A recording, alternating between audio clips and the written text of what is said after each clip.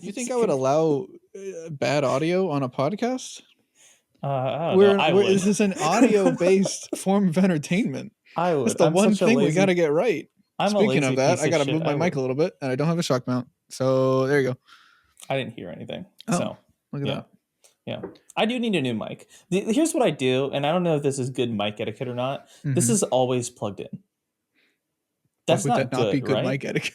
I don't know if it's always turned on or something like that. Is that a problem? I don't think that's an issue. No? Okay, I always thought it might be a problem. I mean, I would be more concerned about like the ethics of it. Not ethics, but the risk of we got Facebook over here. Yeah, we got, true. I didn't think about that. Because Windows does like to sell users' data, which I don't care for. That's why I don't use Windows anymore. I do the thing where it's like my computer has a thing to like auto lock audio and then video capture, and like it's like a little like key that I press to do it. It's like because no one really uses the window the video cam like slider things anymore. It's all just in computers now, where you can like press a button and it locks it. I have like I don't know what you're talking about, but go off, King. Yeah, you have a MacBook. Listen, you don't know. I don't need to know the epic highs and lows of working on a PC. Yeah, exactly. Hey, listen, okay, hang on, wait. Let's not forget what I worked on for 5 fucking years. All right, hang on. Don't pretend like this piece of dog shit. You can't even see it. This piece of dog shit didn't start the channel. All right, that's fair. The Acer Switch Aspire T12. Acer computers fucking suck. Can we agree to that? Like, most of them suck. I have not ever. I had to use an Acer computer for work a few years ago, and it was a pain in the ass. It was the worst thing I had ever touched with my fingers. It was fine for what I need. It was just like trying to edit videos on it, but like for like a school laptop, it was all right. I don't know. My old Acer, there was like a loose connection thing with the power cord, and so do you know how I fixed it? I shoved a bunch of fucking hot glue in there. And it was like the weakest thing ever, and sometimes it would charge and sometimes it wouldn't charge. I had to like have the laptop held up like horizontally and put the charger at the top and like squeeze it together like every time I wanted to charge the computer. It was some like ghetto freshman shit. That's very cool. It was really fun. That's very I don't see any issues stemming from that whatsoever. From that? Yeah. Imagine if I forgot to do the pumpkin. Everybody told me to do the pumpkin today. I forgot to do it. I could change it. You could. I'll change it. I'll change it when you make a bad take. I'll turn it to the pumpkin and then scold me with the pumpkin. That'll hit a lot. It's harder. your punishment. Yeah. It's your punishment for still not watching Bat Wheels. Yeah. I can't lie and say your name in the Discord chat is still number one Bat Wheels fan.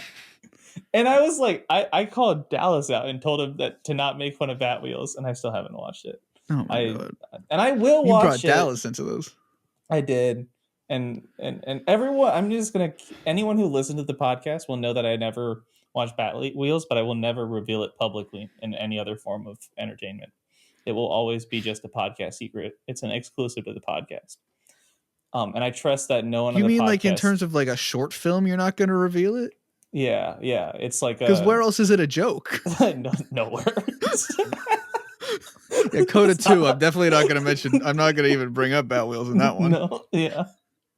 But yeah, I did see a clip from like the Cars 2 thing today on Twitter that was like explaining how the cars work in Cars, where it's like every car has a soul car inside of them or something, and you see them open one of like Mater's doors or something like that, like in the show. And so that's really selling me on this fucking Cars show. Well, is that in the scary episode, the spooky one? Is there a scary episode? There's a scary episode, and that's why I want you to watch it so you can be all scared. Oh, I didn't know there was a scary episode. Now, because you didn't watch it. Oh, yeah. You're not even a Cars fan. Yeah. There's so much Cars media I have to catch up on now. What else? Wait, there's one thing. Bat Wheels, the Cars on the Road series. Bat Wheels is a do interest me. I'd have 2 nickels, but it's irregular that there's that many. I don't remember what the actual fucking quote is. I watched Phineas and Ferb like twice as a kid. Jesus Christ! I'm trying so hard to find common ground here. I'm desperately. I am working my ass off. I'm like, he has to have seen fucking Phineas and Ferb at the very least. I watched a good amount of it. I watched The Adventures of Meep, if you remember that. Wait, which one was that? I do remember that. The alien that shows up and he goes Meep, and that's it. In Phineas and Ferb? Yes, it was like a movie, like TV special. Like it was like 2 episodes put together to be like a movie. Gotcha. I vaguely remember this, but I don't. I think that was a little past my prime. Yeah. Are we no longer think the Ferb ending is good with when he like starts dating the adult? Yeah. We don't think that's cool. I never thought that. I've always thought that was fucking weird. They were way too into that. Because every time I see shit in like comment sections, they're all like, "Yeah, Ferb, get it," and I'm like, I mean, like I think it's just unclear how old that character was. Because when she was introduced, I assumed she was like 20, like she was in college or something. But then she started hanging out with fucking Candace. I'm not going to say Candace is in high school. Candace is 16. Yeah. Yeah. So is it just she's the Ferb same is age going now? to college. And then Phineas and Ferb, I think I would say they're like what, 12? Yeah. So like if she's 16 and 12 is like as a little less bad, but if she's fucking in her 20s and he's 12, that's fucking creepy. Or at least even when they're like dating at the end of the show, he'd be either 17 and she'd be like 20 something, right? That's right. I forgot there was a time jump. Yeah, which wouldn't be great either. No. That would actually be worse. Okay. Actually, I take it all back. The whole thing. There's no way to fix it. Never mind. There's no way to fanboy rewrites this thing. They're just friends. That's it. They're just friends. Yeah. And then that's it. That's all. It stops there. But why are we talking about Phineas and Ferb? I don't know. You brought it up. You brought it up, and I thought it was very funny how you brought up the meme. Here's the problem. You quoted it, and then you were like, I don't know what the quote is. Here's the problem. In the first 8 minutes of this podcast, we have jumped between Bat Wheels, Cars Show, Phineas and Ferb, pumpkin background shit, a bunch of other stuff. And now, in my head, every time I go to timecode, it's like... Every time I go to timecode. Yeah, every time. But like, think about this. If I were to be a responsible person in timecode every episode, would I go in and just like do this? We jump topics so often on this podcast. I mean, at that point, just do the fucking subtitles then or something. Like, if you want to get that into the nitty gritty of it, I guess. The gritty. Hey, man, you can hear the gritty. Mithi hits the gritty in the Black Adam full review discussion. Plus Daredevil.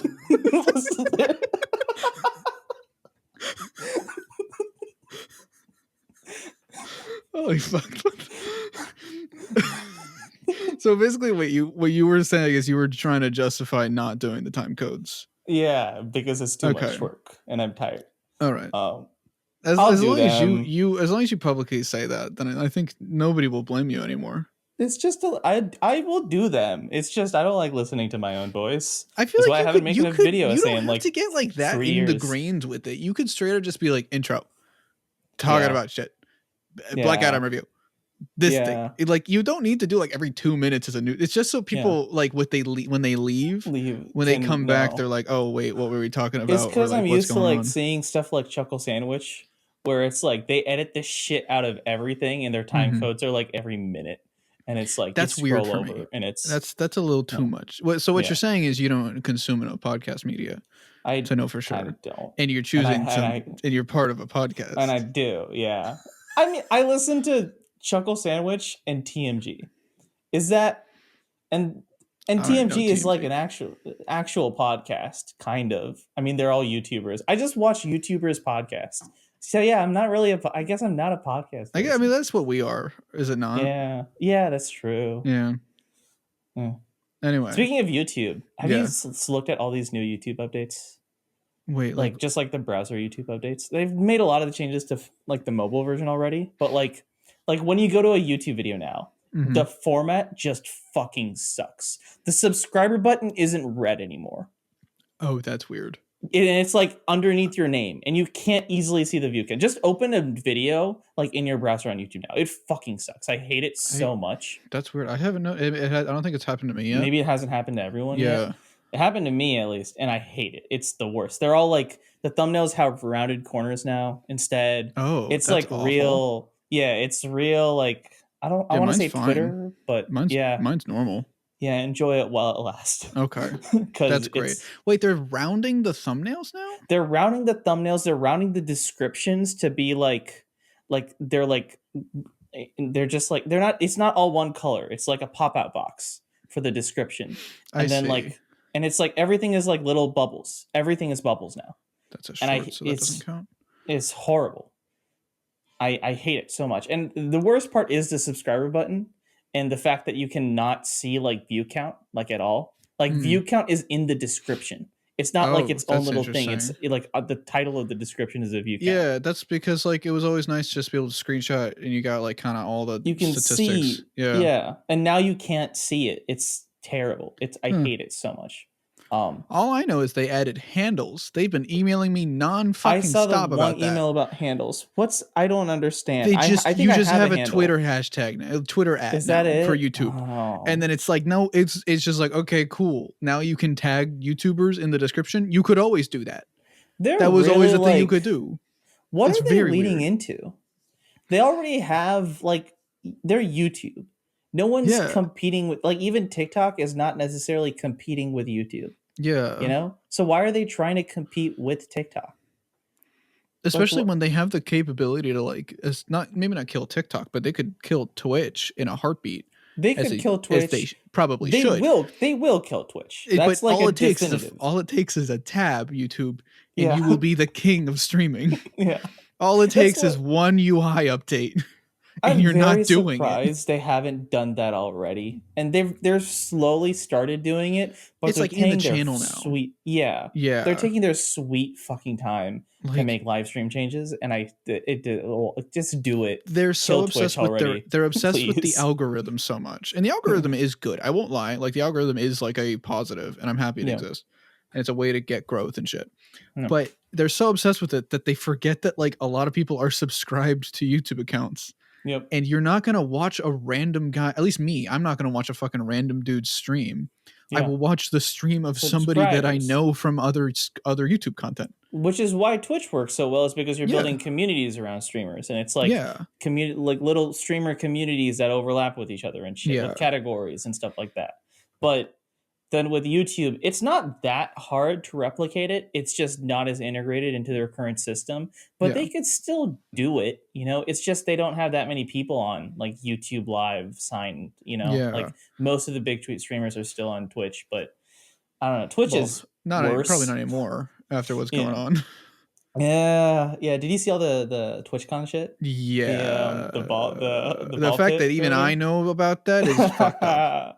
I saw the video for that, and I was too scared to watch the video. I was like, oh, I'm not. I don't. Yep. Yeah. Fuck. I also saw a video of Jake and Bake. It's like a live streamer who like does a lot of like IRL content. He met with the CEO of Twitch, and like he came out of that meeting and he was like, I'm really disappointed. This guy knows nothing about the platform, and it's kind of a shame that these are the people in charge. And there's like a lot of bits and jokes about like, does the CEO of Twitch know he is the CEO of Twitch? Because he never talks about it, and he will randomly tweet about dumb shit during like all of the biggest like scandals on the platform. Like the huge gambling thing was going on, and he was tweeting about like fucking some stock market thing. Jesus Christ. It's like it's really great to see. Twitch is like burning itself. But the only reason they're still alive is because they have the market share. And that will go away within the next 5 years at least. So anyway, superhero movies, I guess. She-Hulk happened. Did you watch the She-Hulk finale? I did. Wait, did we talk about it yet? Wait, we talk about it last week? We haven't talked about it because you haven't watched it. No, I'm gonna wait until the end because it's like, it's not fucking Halloween shit. No, she's a green lady. That's the only thing Halloweeny about it. Yeah, I'll watch it. I'll watch it next month. I think it's not that spooky either. No. So I've seen chunks of what's happened in the finale, and it seems cool. Yeah. I have found I have much more enjoyment watching these things outside of discourse. Yeah. Because holy fuck, was it so goddamn annoying every time I come to Twitter and everybody and was losing their shit, posting every screenshot, posting every clip, and then they would post the clips and it looks absurdly unfunny.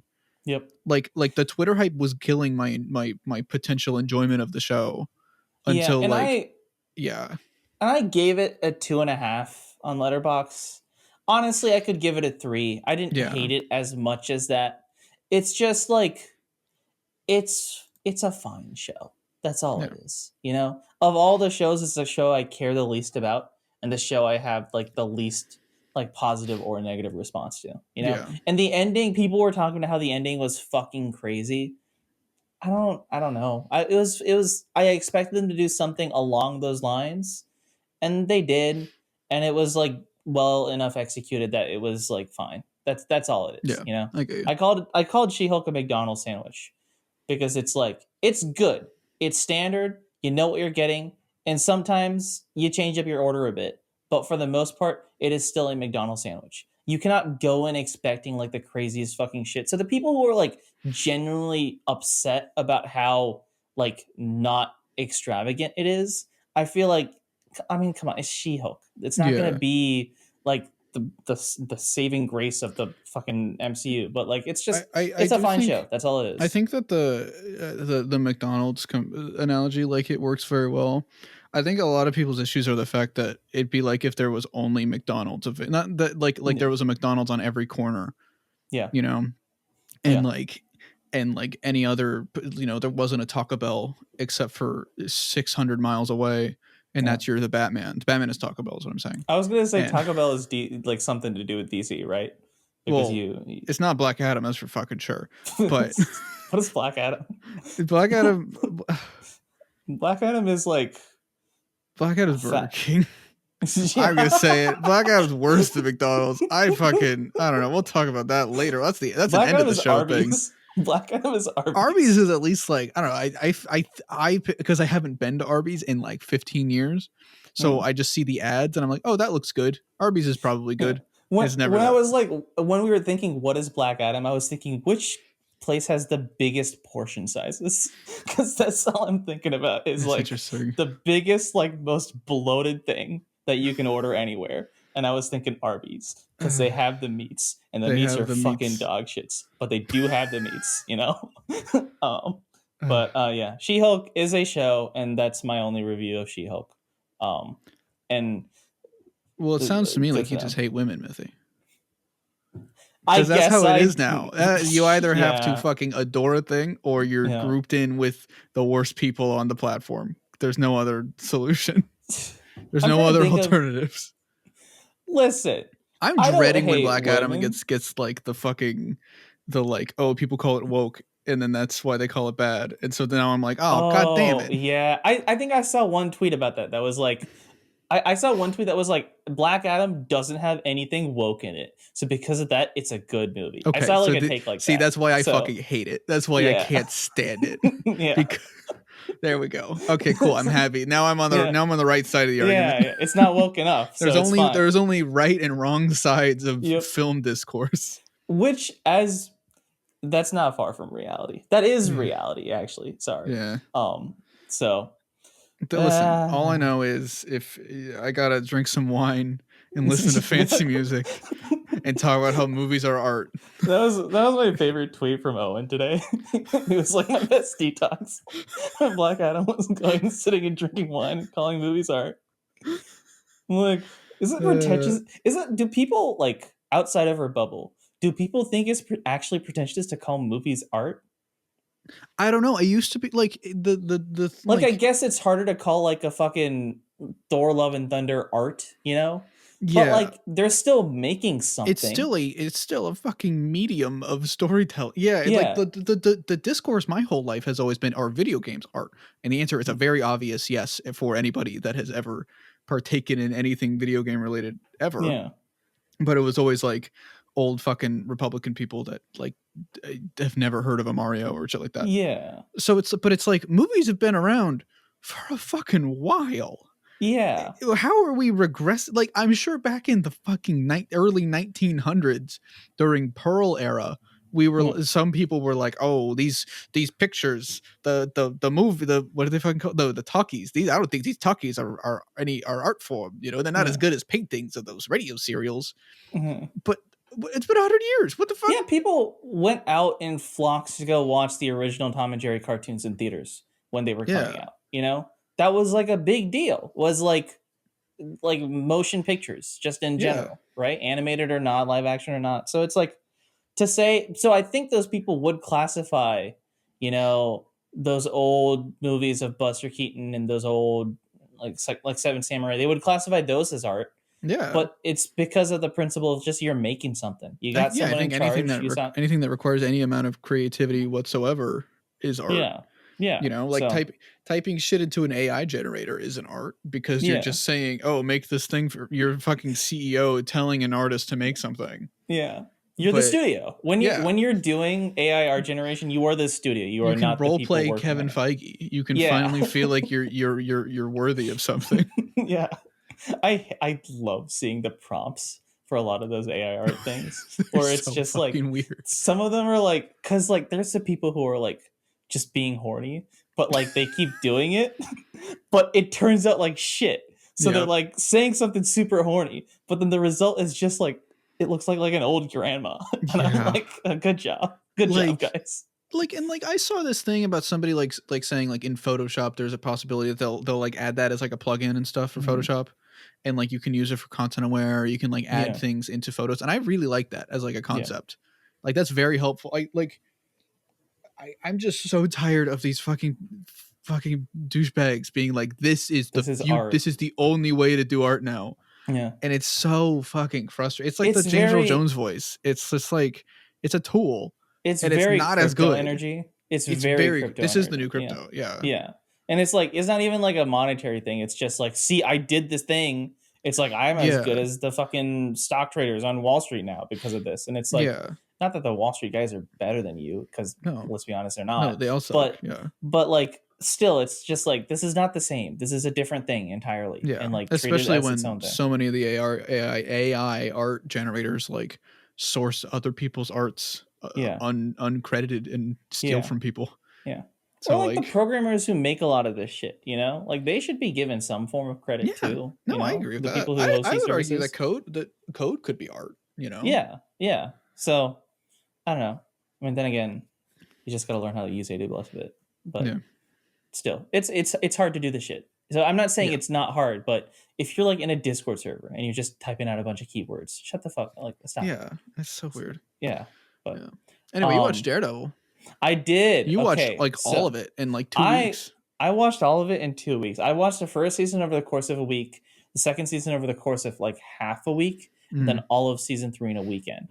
And so there's the bit that like I haven't watched Daredevil and I will never watch Daredevil. And I had that bit like I think I mentioned on the podcast, and then I had it with friends a lot where they're like constantly trying to get me to watch Daredevil for the past like 3 years, and I just never got around to it. I watched the first 3 episodes and like that was it. I stopped at the hallway fight. I watched the hallway fight episode and I was like, cool, I'll watch the rest of it later, and I never did. But now like before we get to now, that always hurt me the most. It was never like, oh, you just haven't watched a TV show, that's fine. You started watching it. Yeah. You got to the best fucking thing. Part of the show. Yeah. And you were like, yeah, okay. Yeah. And you just dipped. I find that was the thing that broke my heart the most. But I'm glad we're past that. I have repaired myself. Yeah. Daredevil and Halloween in the same month. Yeah, I did. Yeah. So it's just Scream left. I just gotta watch Scream. I know. I'll have all the fucking Infinity Stones or whatever the fuck. But yeah, I watched season. I have all my reviews on Twitter. If you cared that much. But I watched Daredevil season 1, and it was fucking pretty fucking good. Yeah. I didn't fall in love with it, but I was like, yeah, okay, this is pretty peak TV. And I kept drawing the similarities between Daredevil and Arrow. They're not the same show, and Daredevil is a better show, right? Yeah. But like you can make the connections of they came out the same exact time. They were like I didn't know if it came at the exact time or one was like a year or so. I think season I think season 2 of Arrow ended and then Daredevil started. So like Daredevil started during the peak of Arrow, basically. Yeah, yep. And then they just took Arrow shit and then made it better. Yeah, like that's kind of like the feel it gave me. But then I'm like, okay, I see why people like this. And then I watched the first few episodes of season 2, and I was like, holy fuck, this is amazing. Yeah. And then it's a shame that season 2 gets racist and bad. Not just racist, but racist and bad. Worse, like, I would argue worse than just racist. I kind of had the like as that was not a funny joke. I want to take that back. I apologize to everybody. That was fuck. That was not funny. I'm sorry.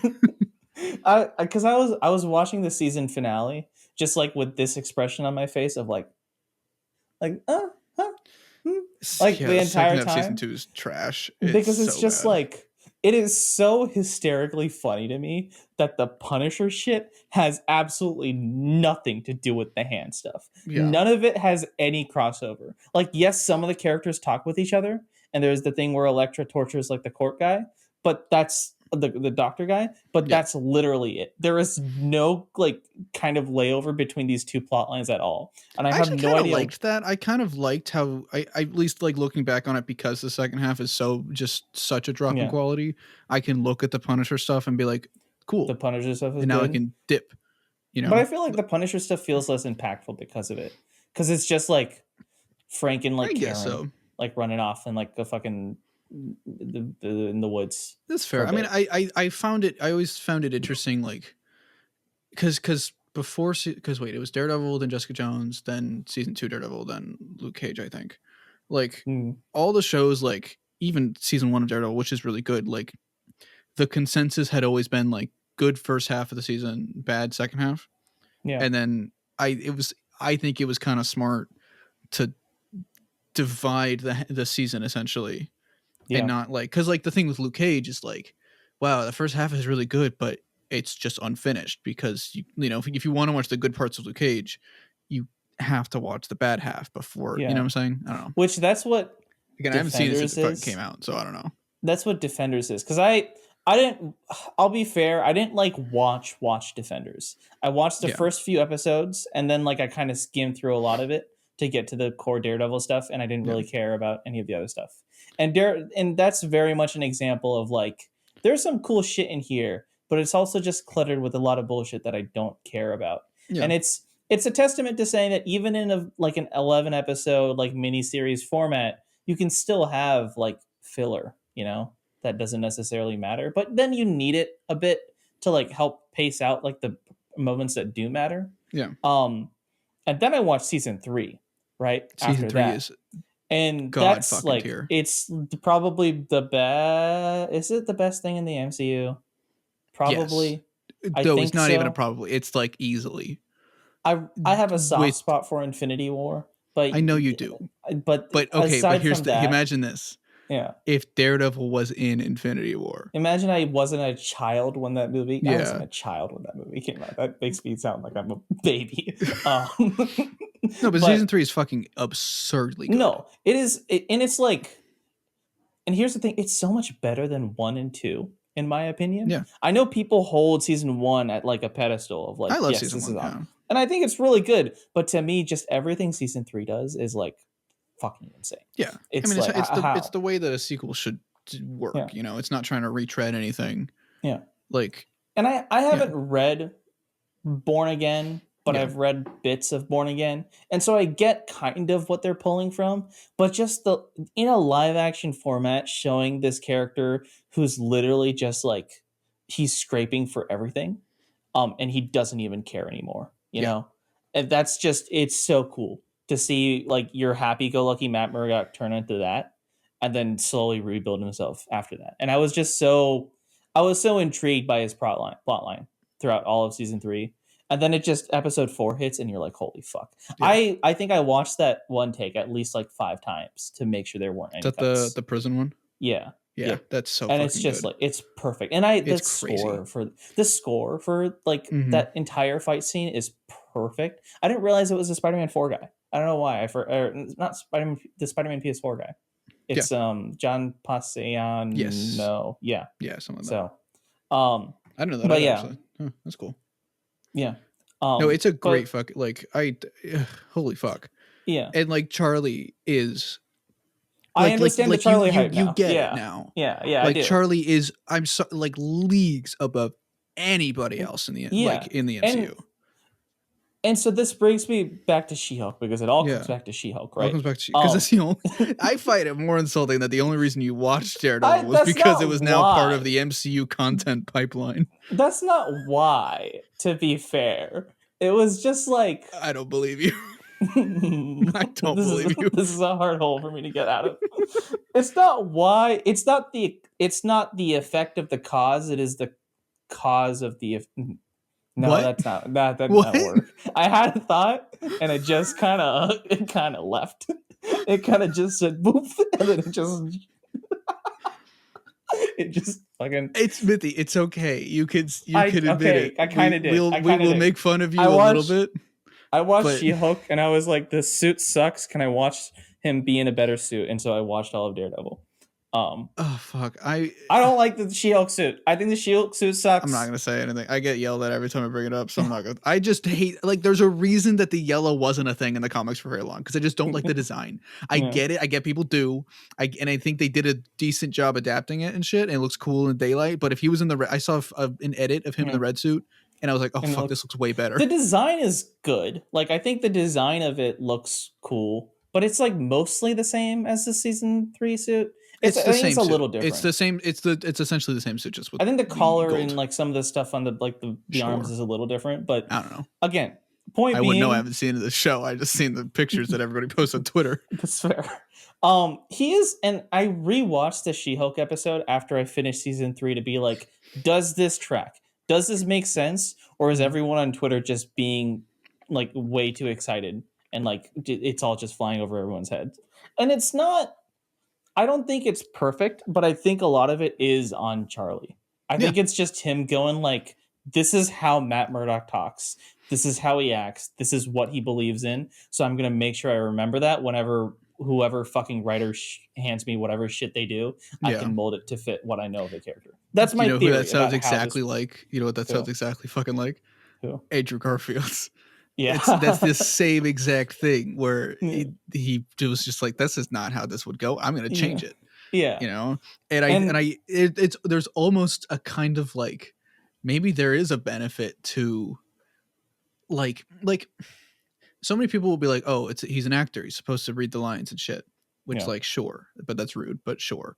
But like in TV, for the Flash, to bring up the Flash, Grant Gustin has been involved in the show longer than any showrunner for that show has. Yeah. So technically Grant Gustin should be the guy you go to talk about Barry Allen stuff, you know? Yeah. Like if you're trying to work on Barry's character, he's the guy that gets it the most because he's been there the longest and been involved with him. Yeah. And like, that's how it is for TV. The actors are actually more, I don't want to say knowledgeable, but more closely tied to the emotions of the characters than showrunners or writers are, because showrunners, writers, and directors, they all lose their, they all switch jobs and shit. I think that's why Tom Cavanaugh on that show too is so willing to come back as Reverse Flash, because he's like, I did it for a season. I got into this character for so long. So it's like, if you have Reverse Flash questions, you have to do it somehow through me, you know? Yeah, exactly. And like, I wonder if that's the direction the MCU is kind of going in now, where you don't have directors that are really given a ton of freedom because they're studio limitations, but you have actors that are the big actors for this role. That's what's happening with Deadpool, right? Yeah. So. And they technically have more say with the character and more leeway. And I think that wasn't he the reason that the ending for Spider-Man didn't fucking suck? Yeah, because they were gonna do Parker Industries thing. They were I don't know if they were gonna do Parker Industries, but they were gonna keep him in the suit. And like, people were going to still know who he was, and he was just going to be kind of I called it the Parker Industries thing, because basically it would have led to it would have been and I feel like the actors, and it's kind of upsetting for film because it treats this whole thing like a TV show. Then you're not letting a director come in, but it's like, at the very least, you have somebody who is willing to like challenge the studios and be like, hey, come on, let's or I'll fucking walk, you know? Yeah. And that's appreciated. That's the thing is, I think that can go really well, My only fear with that is what happens when like it's like what happens want. when you have what happens when you have a Dwayne who has the ego of it, who's and like, then I need that's to what be it in becomes this. about. And I feel like I don't think Chris Reynolds, Evans would come back for an ego trip. I think he would come back when he knows it's a role that would work, like, you know, a story that would work for Steve. The people who have left for the most part have been like that, you know, like when Chris Evans left, when Downey left, it's because they're like, oh, we're done. We're not doing this shit again because I'm tired. They weren't fired. They quit their jobs. Yeah. And it's like with Hemsworth is probably trying to do that with Thor, where he's like, I know Thor now, you know? Yeah. Because whatever they do with the Thor 5 or the future of his character, it's probably not going to involve Taika. We don't know, but probably not after Love and Thunder. Yeah. Yeah. I mean, I bet you, I would argue, I would assume that Chris is the reason that Thor became a dad at the end of that. Yeah. Yeah. Because he wanted to put him, his daughter in it. It's his fucking daughter. And it's like, I think that works, but you do want to pair, like, the reason the TASM 1 movie works and parts of TASM 2 work is because of Andrew, but it's because of Andrew and Webb, right? Is because Andrew gets the portrayal and Webb gets the direction because that's his job. And so I feel like I didn't look too far into the behind the scenes of Daredevil and who was working on it. I know Jeff Loeb wrote some shit. And so he wrote a lot of shit. He was the Marvel TV guy for. But like they changed directors like a lot. And so was he the showrunner like on a lot of it, or was he just like he at the very least was for 2, and that's why there's all the racism. It sucks. Yeah. But like I'm sure it's not all just on him, right? It is on the creative team behind that. Yeah. And that's my fear. Like with She-Hulk, it's fine because it's a different show and it's a different tone, and you want to make Daredevil fit that tone. And for the most part, I think the episode does it well enough. Yeah. I don't know what Born Again is going to be. I'm like after watching Daredevil, I am more concerned about Born Again. Everybody's going to be like, well, they did him well in She-Hulk, so you have no reason to be concerned at all. I'm probably more concerned because She-Hulk did well. Yeah. And if it's probably going to be an adaptation of Mark Waid, the Mark Waid run, which is really good, and it's a funnier run. Yeah. But that humor comes out of like pain. It's like it's sort of like Infinity War Hulk. Because it's after Born Again, right? Yeah. He's hiding his like I can't fully like articulate it very well. It's part of his character arc, basically. It's part of a result of like he was at the fucking lowest in the last arc. So he's trying hard to be funny, comedic guy and like not address his issues. Yeah. And if I don't know. I haven't seen She-Hulk, so I don't fucking know. I don't know how well that can work given the way the Daredevil season 3 ends. Yeah.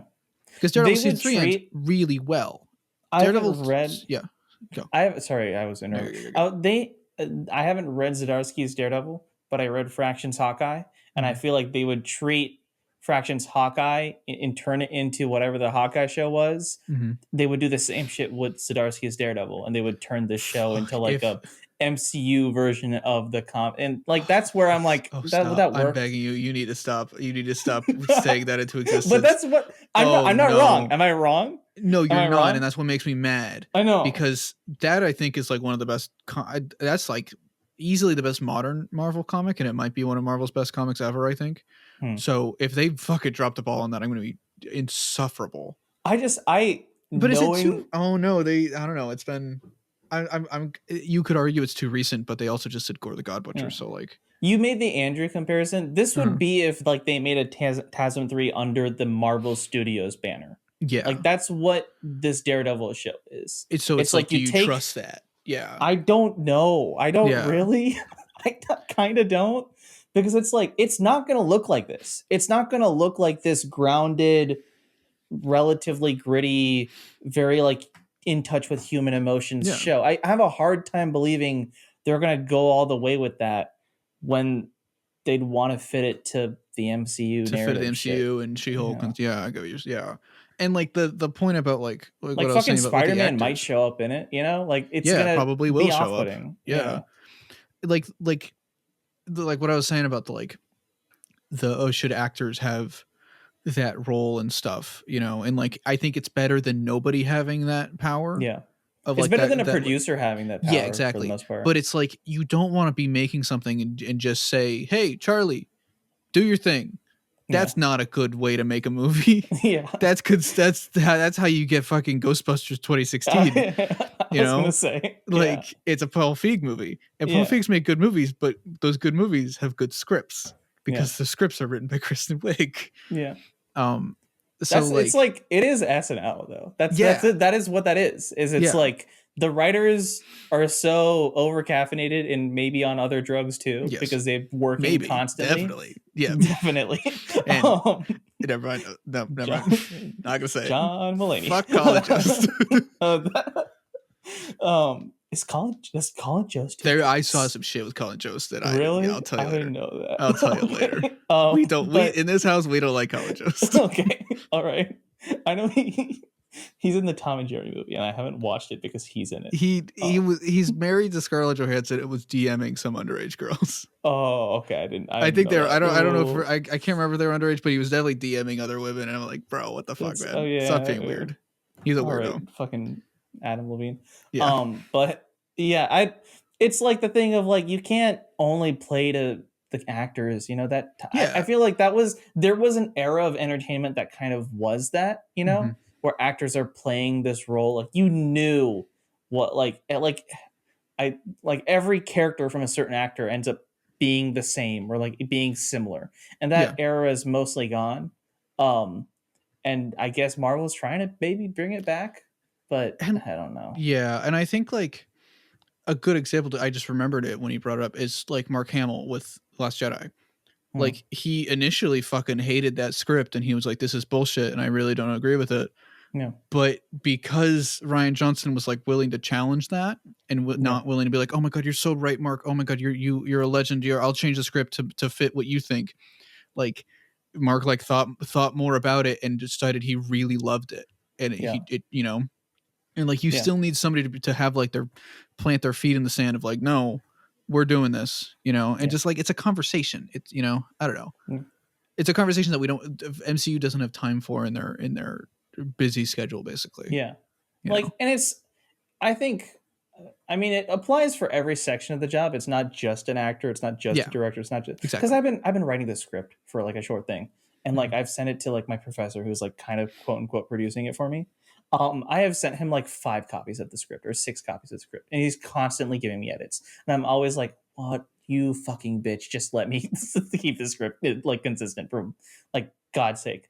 But like you want to do that. You need to have that kind of like back and forth rally of collaboration.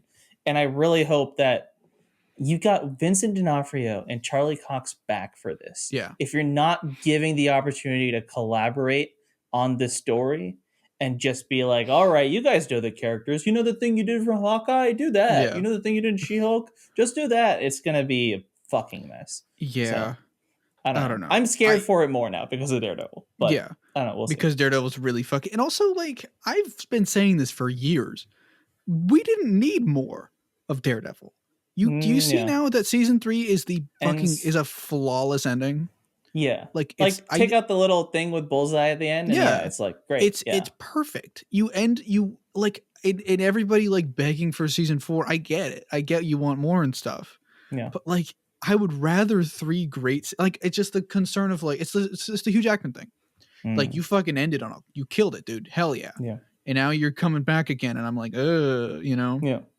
It's so even actually like Hugh Jackman's a good example for all this, too. You know? Because it's like it is its own thing, sure, when Hugh Jackman comes back, but it's also you are portraying that character again, you know. But I guess another argument to that is Professor Xavier showing up in Multiverse of Madness. Does that ruin Patrick Stewart's performance in any way? I think I granted I haven't seen Logan post Multiverse of Madness, but I have a feeling it might. Of like, hey, remember this guy got his neck snapped by a fucking witch? Yeah, you know, and like I don't know if it ruins it, but it's like he dies in both. it's more so like it's just like how any bad prequel goes, you know, or how any bad sequel is. I guess you can try and pretend it doesn't exist, but it does exist, and you could still be critical of like you can still be critical of the decisions that led to it. Yeah. You know, It's like the taint on the when wiki fucking kind Friday of the thing. 13th Part 5 fucking sucks, because I think that's the one that fucking sucks. A lot of them suck. Yeah. Is dog shit because Part 4 was supposed to be the ending. Yeah. You can, you can pretend like Part 4 is the ending, but when you're watching Part 4, you're gonna constantly be thinking about, oh, Tommy Jarvis does this shit in Part 5, and like all this shit happens, and it's always gonna be in your head because it exists. It's what's ruined Halloween for people, right? Yeah. Yeah. Like, I don't know if I'm gonna want to. It just retroactive, like Game of Thrones too. The ending of Game of Thrones. Yeah. Dog shit. Dog shit. First 5 seasons of Game of Thrones fucking killer. Yeah. I don't know if I want to rewatch it because the ending of the game, because the ending was just bad. And that's the other weird thing with Daredevil. They're bringing back Vincent D'Onofrio. So it's like Kingpin is going to be in it. Is he in? I'm assuming he's in the Zdarsky's run. Yes. But like he's the but like also it's like they'll probably do Mayor Fisk. Like that's kind of Yeah, okay, that makes sense. If they're pulling from Zdarsky, that's like the way to go. Apparently so they got Foggy back, but they didn't talk to Karen? No, Foggy's been the actor for Foggy's come back. They didn't talk to Deborah Ann Wool yet. At least according to her. Because she's like all the side plots. She is like, and she's great. She's I like people fucking hated her when the show came out, and I've always like kind of felt it was a little unwarranted. And then I watched season 3 like recently, and like I really like the character now. She is much better in season 3 than she is in season 2. I mean, like it's I don't know. I find it insane that I don't know. If they don't bring her back, that's a terrible choice, I think. Yeah. Because like why aren't you bringing her back Karen? That she's the core. It's all. I mean, it's always like Nelson and Murdoch. And the ending of season 3 is Nelson, Murdoch, and Paige. That's the whole point. Yeah. So then to end season 3 like that, and then come back and be like, actually, never mind. No, that's weird. So I don't know. We'll see. Guess, like, maybe they'll bring her on or something. Who knows? You haven't watched the episode, but they do leave it relatively ambiguous about like who he's working with, like in New York or whatever. It's just like he owns or not owns. He's in charge of a Nelson Murdoch, and that's it. That's all they really say. So it's like they could if they needed to take her out of the show, but like, why would you? Yeah, it just wouldn't fit, And so like every time Charlie Cox says it's a completely new thing, I'm like, good for you, Charlie. I hope it's not too new. Yeah, is that a weird thing to say? No, I don't. I think, I wonder if he's prepping everybody like it's a completely new thing because of tone, and I hope that's the only reason. Yeah, I really think they are going to be pulling from Mark Waid here. Yeah, which is fine. Again, calling it Born Again is weird. Yeah, if you're gonna be pulling from the Mark Waid run, I don't understand. I don't know. I don't get it. Yeah. It'll be a show. It's like I saw something that was like Kevin Feige will do anything for Spider-Man and Daredevil, and I was like, will he? Maybe. I would hope he. I mean, like, I don't know. I didn't really feel like it for a while with Spider-Man. Yeah. And it's like you heard all this shit about people saying Spider-Man 4 is going to be a Daredevil sequel or whatever. Or it's going to be like it's going to be a Spider-Man Daredevil movie. And I was if that happens, that's cool. I don't know. I don't fucking care. It's like so much of this shit though. Like, okay, this Daredevil show is going to come out, right? Yeah. I guarantee you people are going to forget about it in 2 weeks. Despite being Daredevil. That'd be such a shame. And that's upsetting. Because it's Daredevil, yeah. But it's like when fucking Miss Marvel. When was the last time anybody brought up Miss Marvel? Remember when I was obsessed over Miss Marvel? Miss Marvel is my fucking third favorite fucking comic character. I adore that character, and I haven't even thought about that show. Yeah. Yeah. It's so much of the stuff is made to be consumed and digested and shat out in a week. Yeah. Before the next show comes out, and so versus compared to like something like the Batman, I'm still thinking about that goddamn thing. Yeah. I'm still thinking about Suicide Squad. Not even like a decent, I'm still thinking about fucking Multiverse of Madness too. It's straight up the Disney Plus stuff is made to be consumed because they need to. I mean, I think even normal audiences are understanding that. Why are these 6 episodes? Why don't they just make a movie? Because I saw like a lot of people saying like, "Oh, why is Miss Marvel 6 episodes? It could have just been a movie. Why is Moon Knight 6 episodes? It could have just been a movie." That has been a common sentiment. And this is going to be 18 episodes of probably like what Andor 3 is doing. Movies. Yeah. Which like apparently Andor is good, and I would rather that in a binge form. If if you're going to binge something, I'd rather binge 3 movies in a row essentially than 18 fucking whatevers.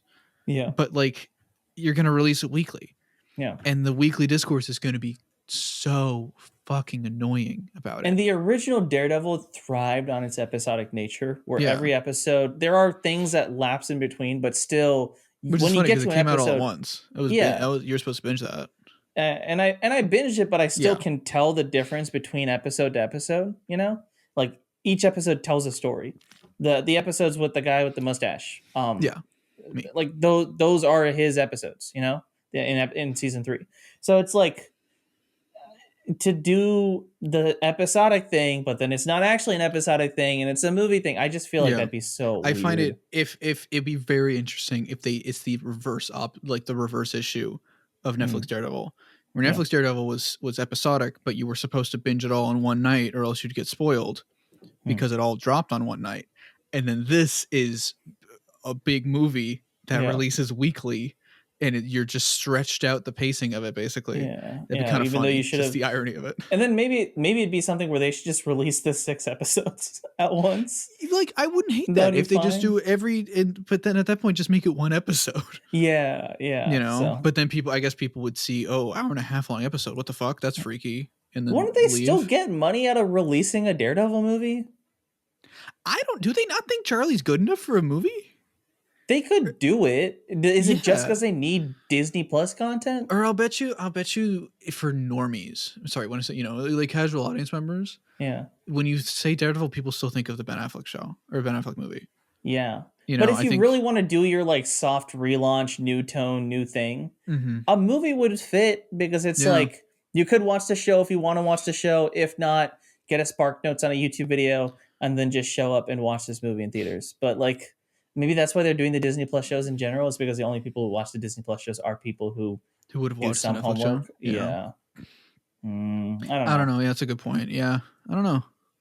They should. I mean, all of these characters will end up being in a movie at some point for like a couple seconds at least.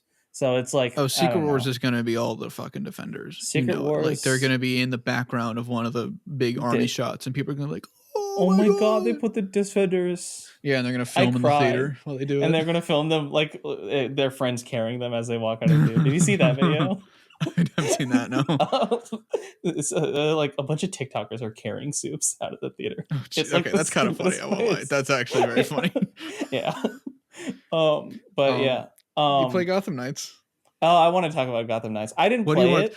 Yeah, what do you want to talk? You were like, yeah, we got to talk about Gotham Knights. I didn't play Gotham Knights. About it. You haven't played Gotham Knights. What the fuck are we going to talk about Gotham Knights? I watched like some of the cutscenes, and I thought it was horrible. Okay. Oh, so that's the same. So it's not. I don't take my criticism. That's my disclaimer. Don't listen to me. Don't listen to this part of the podcast. This is all the ramblings. That would be really easy if it was time code. This is all the ramblings of someone. God fucking damn it. I'm sorry. That was good. No, that was good. That was good. That was good. That was warranted. That was deserved. Don't take these are all the ramblings of a madman whose criticisms you cannot count. I'm basically as good as Grace Randolph here, because that's what Grace Randolph does. She doesn't play the fucking games. Yeah. Don't actually compare me to Grace Randolph. I'm gonna quote you on that. I just that's the title, actually. Mithi is as good as Grace Randolph. What else did we say? Black Adam? Plus Black Adam. Plus Daredevil. But yeah, she for like Spider-Man PS4 and like Spider-Man and Miles Morales, she just watched the cutscenes and then she made a whole ass review about it. I know another reviewer that did that, and I thought it was stupid. So I'm doing the same thing, exact same thing. My full review. It doesn't look good. Everything I've seen from it looks so fucking bad. No, I mean, I never thought it looked good. I'm not. Yeah. I've seen like clips of like Nightwing and Red Hood and all of them having fun, like it's a Wayne Family Adventures book. But it's not as good as Wayne Family Adventures. Because Wayne Family Adventures is wholesome, and this game looks kind of like a piece of shit. And the gameplay looks like shit. And then I watched the ending of the game, and I kind of laughed because I was like, "This is so fucking dumb." Oh my goodness! It looks like if everybody would yell at you whenever you compare, like not you specifically, like me. I'm saying you when I mean me. Everybody would yell at me when I compared it to Avengers when we first saw like reveal stuff. That's what it is. And it looks like Avengers. It looks. I mean, granted, it's not a live service, which that's better. Yeah. But like it's this. I think it's the same issue of like you're trying to make a game with all these playable characters that all should feel very different. Yeah. And so because of that, they all kind of feel homogenized. Yeah. You know, which like is ironic because all of those characters were playable in the Arkham games. Yeah. It's just because of that. And I get not wanting to use that combat style, but you have it. Yeah. Why it's a formula that works. Yeah. And I think because I think the moment to moment gameplay is the reason I didn't buy it. It doesn't look fun. No, it looks like it's very RPG it looks heavy. like Avengers. It just straight up look. Even my normie friends thinks it looks like Avengers, and they don't like Avengers. They never played Avengers, or they played it once and they thought it looked like shit. That's what this game looks like. I don't understand. I saw people getting really excited for it. I think it's just because people care about these characters. Yeah, and that's cool. That's it's good to have that, and I think some of the content is good from that. The first 10 minutes of the game, like past like some stuff that happens like in the cold open, is actually pretty decent in terms of the characterizations. But like beyond that, it just feels like none of the characters are actually reacting to Bruce's death. Yeah, it just feels like they're moving on with the story because they have a story to move on with. And then the ending just I think I understand what happens as a twist in the middle of the game, and I was like, ha, that's fucking stupid. And then I watched the ending, and then I was like, oh, that's even more fucking stupid. Good for them for being this fucking stupid. And so I don't know. I sat down with like a fucking sandwich ready to like just watch all the cutscenes in one go, and then I got 30 minutes in and I was like, no, I'm not doing the rest of this. So the TLDR, I would not recommend buying Gotham Knights, but again, I'm just like Grace Randolph here, so I haven't played it. Don't take my review. I mean, I think what happened with this game is like, well, firstly, Montreal was working on a Batman Beyond game. They were working on another Batman game for a while that got canceled. Rocksteady was working on. Rocksteady was doing Superman, and then that turned into Suicide Squad. Yeah, and but then Montreal was working also, on something. What was Rocksteady doing? I don't know if it was Rocksteady or Montreal, but one of them was working on a Damian Wayne Batman Beyond style game. Yeah, that was Montreal. Yeah, okay, that was Montreal. Yeah. I didn't know that was Montreal. Yeah, and so they were doing that, and then WB canceled it, and then I think what happened with this is somebody pitched the Bat Family game, and WB was like, that's not going to sell very well. We're going to have to give you a lower budget, and you're going to have to make it follow these things that we think are successful in other games, like how Avengers handles the RPG shit in the Assassin's Creed games, and like very grind focused. Oh, it's got to be a co-op game, so people will want to buy multiple copies, like all that shit. And we're going to charge $70 for it. Yeah. and I don't care about frame rate too much. I think I don't think the 30 is too big of a deal. Yeah. But I do think it's weird they didn't say anything until the week before release. That it's not going to be in 60. That's pretty messed. Yeah. Especially $70 for a next gen only title. Yeah. It's like oof, for a game that doesn't look great. The art style's fine. And when you have the suits that are the good costumes from the premium pack that you have to buy, like those Jim Lee suits, those look great. It looks good, yeah. But everything else is this ugly as Injustice 2 armor style. Yeah. And like nothing about it, the game was really like selling me on it, versus like something like an Arkham game or a Spider-Man game or like which I don't know what will happen with Rocksteady's whole Suicide Squad game or whatever that looks like. I hope it will be good, but I do not know if it will be good. Yeah. But like I for a fact that while they were developing this, it was an Arkham game.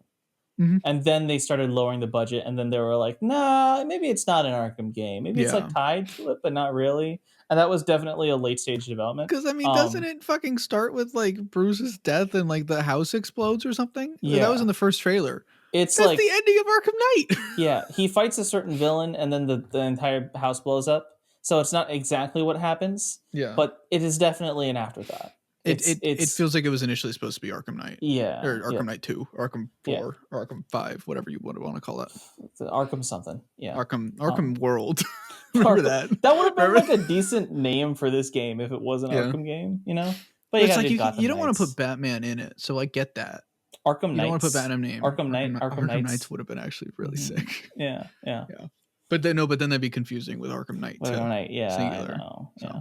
It is still insane that Arkham Knights looks better than this game. Yeah. And it's like nearly 10 years apart? Yeah, it is. Yeah. Did Arkham Knight come out in 2013 or 2015? It was 2015. You're right. Never mind. Okay, so like 7 years. But yeah, but still a whole insane. generation gap. Yeah, you know, like that was mid to early PS4 era. Yeah, and then this is early PS5 era. Yeah, if Arkham Knight. If Arkham Knight solved some of its story issues and had less Batmobile shit, it would be hailed as the best like fucking superhero game. I think if fucking, you know how they did the Return to Arkham like remastered collections and stuff. Yeah. Yep. I think if they did what The Last of Us just did and just like remade the games of of Asylum, Origins, and City in the Night engine with like the crazy rain physics and like the game, like the good gameplay, the gameplay changes and shit, that would have sold billions. That would have been a huge hit, I think. And I find it insane that they didn't do that. Yeah, because like you have the hardest part about making a game is the engine. Yeah, like that is the like, and that's why like God of War 2 or Ragnarok is able to come out relatively quicker compared to like when Ragnarok came out. Yeah, same with Breath of the Wild and stuff. So I find that and I don't know. Yeah, I'll which get is why the game GTA when it's 6 cheap. takes forever. Right? Yeah, exactly. It's because they're building everything from new. Yeah, I'll get the game when it's like on fucking sale or something. But like, but it's not an instant, and no one really cares about it too now, which is a shame. But also, it's not makes worth sense. it for content. That's for sure. Yeah. So I don't know. You know what else isn't worth it for content? DC's Black Adam, or the hierarchy of. Oh wait, sorry. You want to talk about Percy Jackson book first? I completely forgot. Thank you. I was just looking at that poster the whole time, and I was like, okay. So I'm the only one who cares about Percy Jackson ever. So no one's gonna care who's listening. It's like the third most successful YA I know, book but series. I don't know what the people fuck are you who talking like about? it. For some reason, I know like 3 people on Mithi, Twitter. It was a massive success. What are you saying? That's like saying, "Oh man, I'm the only guy that likes Marvel movies." Yeah, I am. I love Marvel movies. He's my favorite. He's my favorite. Okay. They're making a new Percy Jackson. Yes. And it's huh? That's pretty sick. I said it on Twitter, and I will stand by it. Fuck Spider-Man. The Batman 2 can go fuck itself. Okay. Tom Holland Spider-Man movie, whatever the fuck happens with that. They could announce a Spectacular Spider-Man Season 3. And if I had to pick between a Spectacular Spider-Man Season 3 and anything new Percy Jackson related, I would probably pick the Percy Jackson thing. I'm just saying. You know what? That's fair. Fuck superheroes. Percy Jackson is always like at the top. You know? I mean, I'd say the same thing for Avatar. I get you. Yeah. It's like I don't know. I don't say it a lot about it, but like that is still the big thing. You know, when I made the Mark of Athena video, it was like that was my thing because I was like, this is the thing. So the fact that they're making a new Percy Jackson book, it's just Percy like Jackson with the trio. It's like the original thing too, and I love the new books, but I mean I did read those books too. They're too long. It's just because they're too fucking long. And you can't read them. They're way too fucking long. You know, they're my camera stand right now. All 5 books on my camera stand. They're so tall enough. Big. Yeah. They're like fucking. It's like you expect a child to read this. Did you see the Aragon books? I had friends who read Aragon. Yeah, they were too big too. But they were bigger. They were like twice as big. So you can't complain. No, okay? But it's like you're proving me right. You're like, yes, they were also too big. Yeah, but you said you read Geronimo Stiltskin. Yeah, those were little. Yeah, for little babies, and I was like, I love those books. Of course you did. Like Harry Potter did so much damage for many reasons, and one of them is that it said, kids' books can be this fucking thick. Yeah, and they got that's okay. Bigger. That's the thing with Harry Potter is it's unfair. Yeah, Sorcerer's Stone's a good length for a kid's book. The first 3 books are like decent lengths, and then it's just Order of the Phoenix. Here you go. Here's a fucking chunk to throw. 4 was pretty big too, I remember. But yeah. 4 was like relatively big. Like, was that just why? Did publishers say you need the book to be big? I don't. That would make it longer to write. So maybe you couldn't make books as fast. Did they make the books more expensive? Because they were printing more. That probably makes sense. That's the only thing that makes sense to me. Because every fucking YA book did that. Yeah. Where like the first book was like profit margin on a book is like $5, and then you have to print like twice the size. Now your profit margin is $10 on every book. Yeah, that's fair. So that's the only thing that makes sense to me. I don't know if it was a mandate from like Just Kidding Rowling, but it's like it's so interesting that like all the books, like when you like fucking Twilight Harry Potter 1, fucking Twilight Skullduggery, Pleasant 1. No, the first Twilight's a good length though. First Twilight's a reasonable length. And then Percy Jackson, those later books, like they just got longer. Yeah. The thing with Riordan, within a series, he keeps his lengths consistent. That's all fair, the books are like the same size, so it's like when you're into the series, you know what you're expecting with each book. It feels like it's because like that's true. That original series was all pretty consistent. Yeah, like not much happens in Chamber of Secrets, but a bunch of shit happens in like Order of the Phoenix. You know? Yeah. And so, but you then don't not much happens in Half-Blood Prince. Half-Blood Prince is the whole point is very slice of life. True. So why did it need to be that fucking long? Yeah. This is my favorite book because of that. But it is a little bit too long. Yeah. Point is the fact that they're making another Percy Jackson book just in general is like fucking, because when did the books come out? Like in the early 2000s? I was in 5th grade when I first saw people reading Lightning Thief. So like that was 2009, I want to say. Yeah. So I want to say it came out like in the mid/late 2000s. Yeah, mid to late. Yeah, for sure. Because it was. I remember being actively reading the series when the last one came out. Yeah. So, and Mark of Athena came out in 2012, and I think the other books came out like 2011, 10-ish. He made the original series faster than he made the the House of Olympus books. But 2009 for Lightning Thief. Yeah. Okay, that makes more sense. Yeah. What was the last one called? The Last Olympian. Yeah, The Last Olympian. That's can I tell you a secret? What? I never finished that one. No, because I know I should have, but I was just like really good. because hear me out. Okay. The whole thing where he like dipped himself in the Hades River. Yeah. No. I thought that was fucking sick. Then he was like, you know what I'm gonna do? I'm gonna make my weak spot that will instantly kill me a place that will normally kill a regular person. Yeah. The whole thing with Achilles was that it was his heel, which nobody was aiming for. Yep. He put it at his fucking spine. Yeah. You fucking dumbass. You know what I do as a kid? You know where Luke's is? Uh-huh. They reveal it later. Luke's is like here somewhere. And constantly as a kid, I would lie down in my bed. I'd be like, how do you do that? Yeah. So I try to be like, how do you get in a river but then have this part like your underarm, like a claw? Yeah, he's really it's like his skin really hurt after ow. That. Yeah. But yeah, now you have to read it because the book's coming out. I'm forcing you. Dude, like genuinely, that's what happened with Daredevil. Like I didn't watch Daredevil season 3 because I'm weird. I don't like endings. Yeah. Like Craig Ferguson was my favorite talk show host. I didn't watch his last episode because I was like, I don't want it. I don't want to like end it. Yeah. Like Buffy, I never read the comics because I'm like, oh cool, I'm just gonna pretend it's still going. Yeah. And like it was the same thing. I was like, I like these books. I'm just gonna let it go. You know. Yeah. You can continue to live without me because when I finish it, you're dead. Okay. You know. Well, now you have to. I'm forcing you. Now I have to. And I love how I made fun of you for only watching Daredevil. And now this is my thing for that. But to be fair, I watched Daredevil so I could make Spider-Man content, which might be worse. And I watched Daredevil so I could make She-Hulk No, I did. Oh, I don't know. Yeah, She-Hulk would inspire that. That'd be worse. I was in a worse situation. But yeah, no, it is insane that they're making. And my theory is that they're doing 3. They're not doing 5 or anything like that. Yeah. And it's not a one-off. It's going to be 3 because the description for it is like he's getting recommendation letters for college, which is kind of cool. And it's like he needs. You didn't read the big books because they're too long. There's like a Roman university now, right? All the demigods go to like a Roman university. And so he needs recommendations from 3 gods. And so like this is for like one of the recommendation letters.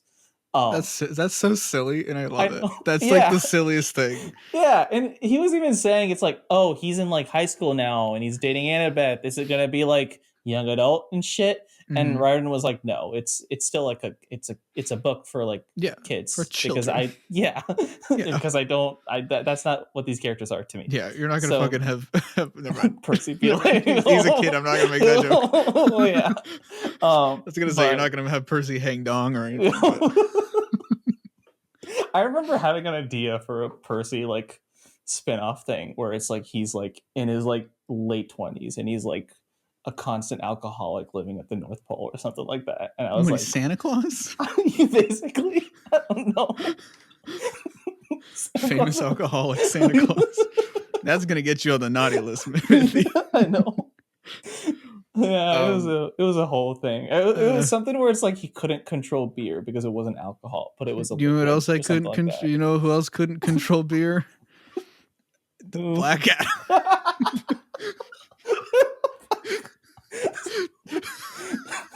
I think that the funniest video in existence on the face of the planet is that clip of Dwayne like sweating and out of breath, just saying 2 words, Black Adam. I loop it in my head every day. I think it's so good. Black 2 Adam. words, Black Adam. Let's talk about Black Adam. Okay, Black Adam. No spoilers for now. First off, remember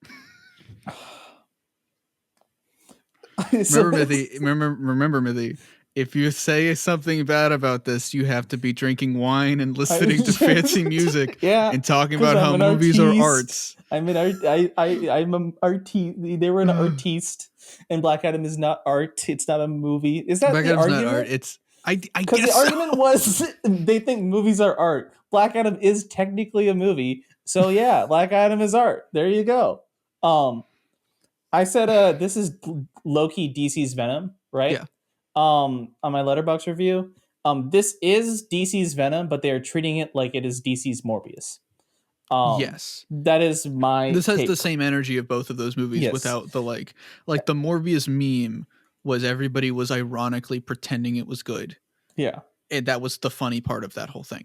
Venom, the funny part of it was these are gay men. These are 2 gay lovers, and it's hysterical. It's a very funny rom-com, and it does the best part of that first movie. Yep. The best part of the second movie. Yeah. This is like those movies without either of those funny parts. You know, it's like, just like some people think it's fucking astounding and hate it. Some people think it's fucking astounding and then only moderately like it. Some people moderately like it, or some people think it's actually fucking astounding and then say they just like it. And then some people think they're gay. I don't know where you're going with this whole astounding thing. I was like, wait, astounding is a very positive term. Everyone thinks it's good. Everything I'm seeing on my timeline is that it's good, with a couple little trickle bits of like people saying it's not that good. So I'm so confused. I've seen this movie twice now. Yeah. What the fuck do people like about this movie? I'm sorry. I was racking my brain all day yesterday because I was like, what is it? What is the good thing? Here's the thing. It's not growing on me. It's slowly growing on me. So, I think you asked me. So you just lied. No. You can't say. I don't like it. You can't. I don't. Say. No. I don't like it. Look. Okay. To clarify, it's not this, but it is this. It is this. I don't like it. Like I finished watching it and I thought to myself, that was not good. And then like I rethink about it. I'm like, I guess that was funny. And I guess that was kind of fun. And like that might have been like kind of fun. Like that's what is like growing on me is like the small moments in between. The actual movie itself is still just a nothing burger, right? Yeah. But it's like a nothing burger, but I really like jalapenos. So and there's a couple jalapenos. Yeah, I get you. That's it. It's just this feels like the most generic 2016 movie that could have come out. I was gonna say more generic this 2011 movie that came out. Yeah. Well, this feels like I don't want to compare it to Suicide Squad because it's obviously not that bad, but it feels like what DC was trying to do with Suicide Squad. Yeah. And not what David Ayer was trying to do with Suicide Squad, where you talked about like what makes a villain, what WB was trying to do of make a Marvel movie, of make a wide appeal thing with constant needle drops and some pretty bad editing.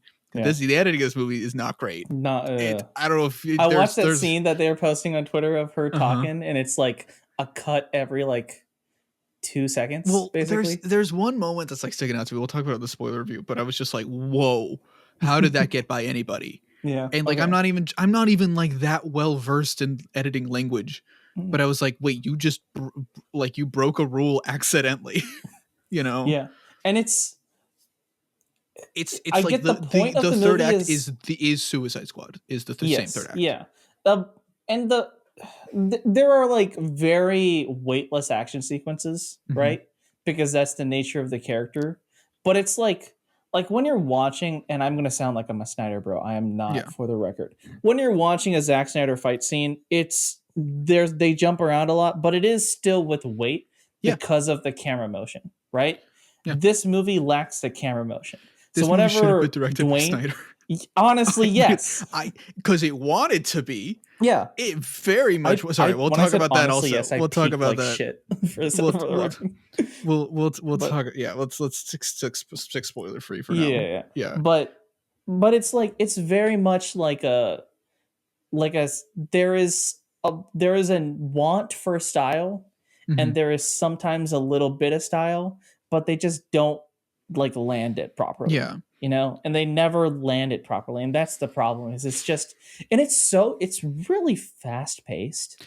I was watching with Olivia, for my second time, and she was like, "What the fuck is going on? There's so much happening, insane." There is, especially in that second half. There's so much like beat after beat, and then crazy twist that like you saw coming because it's in the fucking trailers. Yeah. And then they still frame it as a twist for some reason. And then, oh shit, this big thing happened. Oh, there's it's all fucking in a row. But then the problem is, for something that is so fast paced, it is still boring.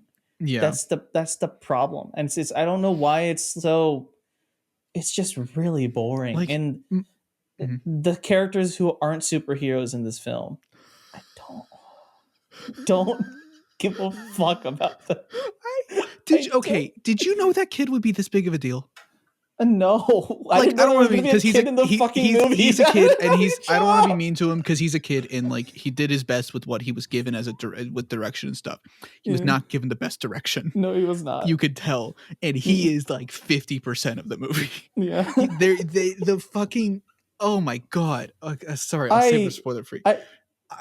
Before we get into spoilers, my take on this is that this movie is the product of 15 years of script rewrites and 15 years of studio notes. Yeah, where you can see there is something there. What does Matt Draper say? 15 years to make a Black Adam movie. like there is, like, the fact that the JSA exists in this movie means that there was a version of the script that was good. And I know exactly what it is. In my head, I see it, and I'm like, oh fuck, we are so close. But then you get Big Beam in the sky, you get this shit, you get all these things that are like tired tropes 10 years ago. Yeah. And now you put it in a movie that like, I think the script kept getting rewritten and kept getting studio notes to make it more marketable, and turned this movie that is about essentially a fucking, like, a dictator.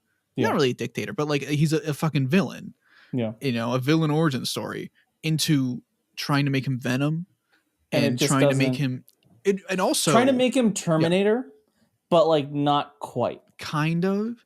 That's the big comparison I saw with Terminator, and I kind of see it. I guess, yeah. I get you. Yeah, like, or sort of Logan. Like, they're like, God, I'll save it for spoilers and shit. Mm. But I left that theater being like, that was the most generic script I've ever seen in a movie. Yeah. And like, felt like a Will Beal script. It felt like an AI generated script. Yeah. It felt like somebody plugged in Suicide Squad, Justice League, Avengers, Logan, Venom, all these movies that like aren't like some of them are good. Hang on. Yeah. But like plugged in all the like successful superhero movies that I'm like not obsessed with, just except for Logan, and you know, that wasn't the best list. Yeah, but like, I'll say it for you. Yeah, it felt like a certain actor wanted to do fucking everything with this movie, and then kind of just did it. I saw a Letterboxd review that was the meanest thing on the planet, and I was like, "Holy shit, you're right." I am scared to say it though. Yeah, it was the DC's most risk-averse movie, starring and produced by the most risk-averse actor in the world. Yeah. And like I will say, I do really appreciate that this was a very diverse cast. That's really cool. You know, you got non-binary actors with the Cyclone actor and stuff, and like you have a ton of like brown people. You've got The Rock, who is not Egyptian, pretending to be Egyptian, which that's a little weird. Yeah. But like, it's in you know, like the cast, never mind. A lot of the cast was really good. JSA was really cool. I liked Hawkman. And people aren't talking about Hawking. I liked Hawkman. I love him. I love him. I want to see him and Green Arrow fucking fight. Is he meant to be like a billionaire like that? Not a I don't know, or like a rich guy kind of.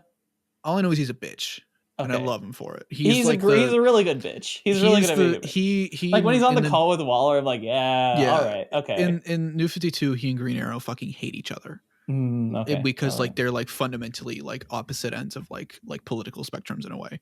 Okay. And like it's a really fun dynamic. Yeah. Which is funny because that was when Green Arrow was bad, but whatever. Yeah. Before we get into spoilers, I guess just like. Yeah, it was. I don't know. Again, it's my final non-spoiler thoughts are just it's a fine movie. It is a movie. It is very much like it's not exactly what I expected. It's slightly worse than what I expected. You know? Yeah. That's what it is. And it's like sorry. But it's worse than what I expected, but I'm not disappointed. I'm just like, okay. Like that's how I feel after watching this movie. Is like like the stuff that was supposed to be so like The Rock energizing does not hit me. I watched Red Notice. I think I enjoyed Red Notice more than I enjoyed this movie. Because that was like kind of fun. And this movie was still fun, but then it also just was trying to also not be fun and then do fun shit at the same time. And it just didn't work on that level. Which is where it's DC's Venom for me. Yeah. Where Venom is a movie that tries to take itself really seriously at times and then also doesn't take itself seriously. Yeah. And that mesh just doesn't fit sometimes. That's what Black Adam is. So. Yeah. I agree. I went in. Unfortunately, I had the unfortunate circumstances of being excited for Black Adam.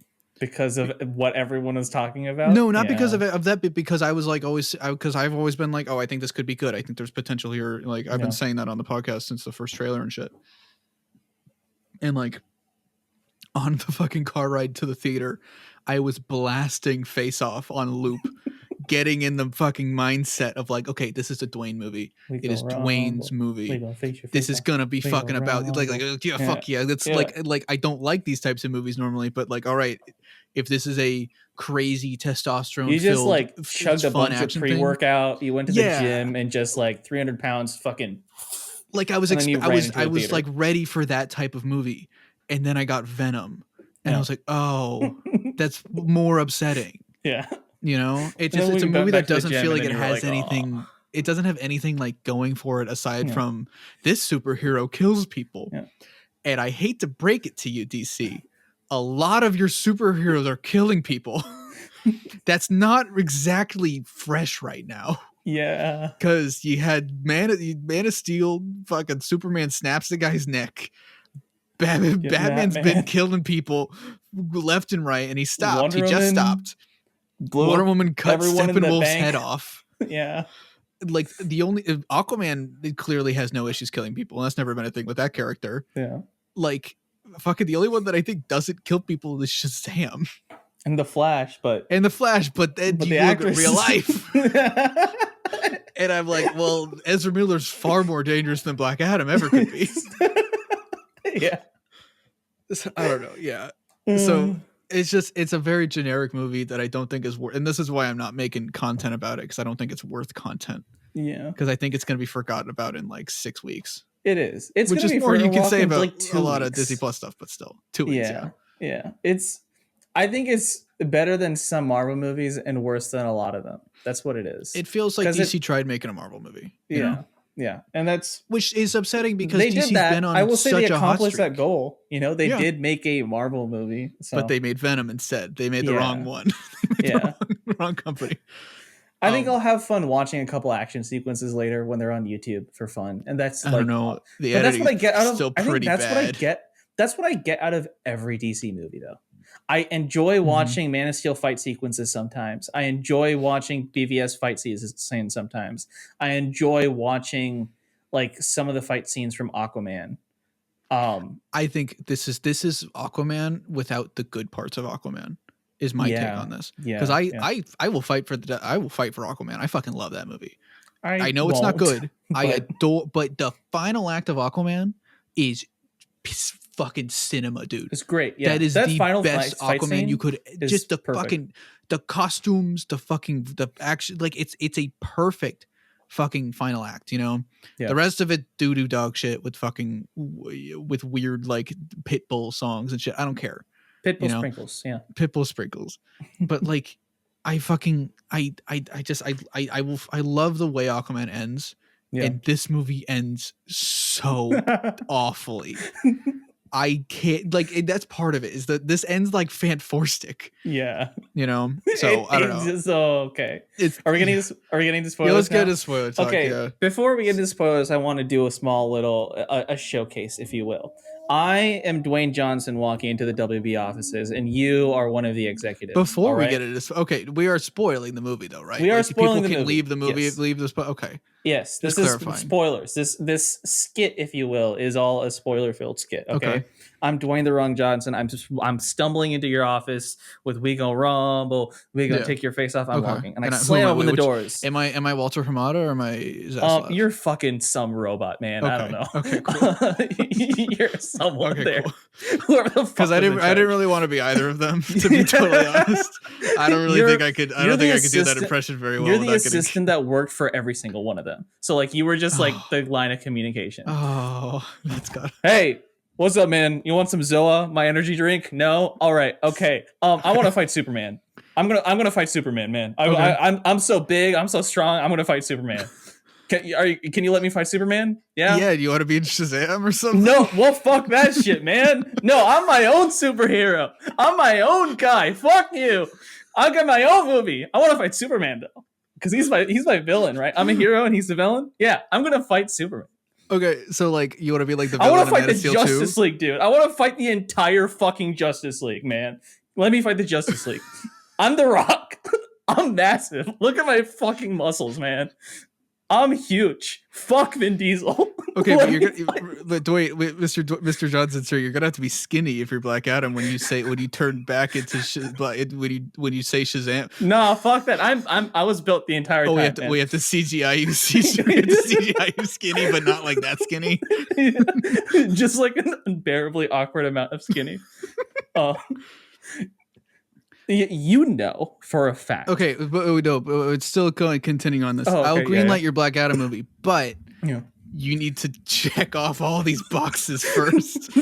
of you need a kid in it, like Logan. You need you need a big beam in the sky. You need a big MacGuffin. Dude, I love the beams in the sky. Villain. You need, and most importantly, can I be in a jungle? Can I be in a jungle? Can we be in a? Oh, we can't be in a jungle. No, you gotta be in a desert. That's how Black Adam. Okay, that's good enough. I'll take that. Okay. But most importantly, you have to end the movie two ways. There are two things you have to do. End the movie with "What are you gonna call yourself?" and then cut to the title. And then I call myself Black Adam, dude. That's so sick. I've seen that in all the movies. Most importantly, you need to use the credit scene from Morbius. But only this time, instead of a guy that could fly, it's a guy that could fly, and it's Superman. And so, like, there's always something to it. Holy shit, let's go! I love Superman. When did Dwayne Johnson become Soups? Hang on. You're doing my best friend dirty here. I just want to say this movie throughout the entirety of that. You were, and I was like, all right, we're an audio podcast. That's cool. Yeah, that's I was peeking the entirety of that. But I think that's in line with The Rock. No, I think absolutely. That's in line with The Rock. The Ryan George pitch meeting is going to be the easiest thing in the world to write. Yeah, it's just going to be him yelling at the top of his lungs. The original version of this had the Justice League instead of the JSA. I'm like very confident. I actually know. This is what I want to talk about.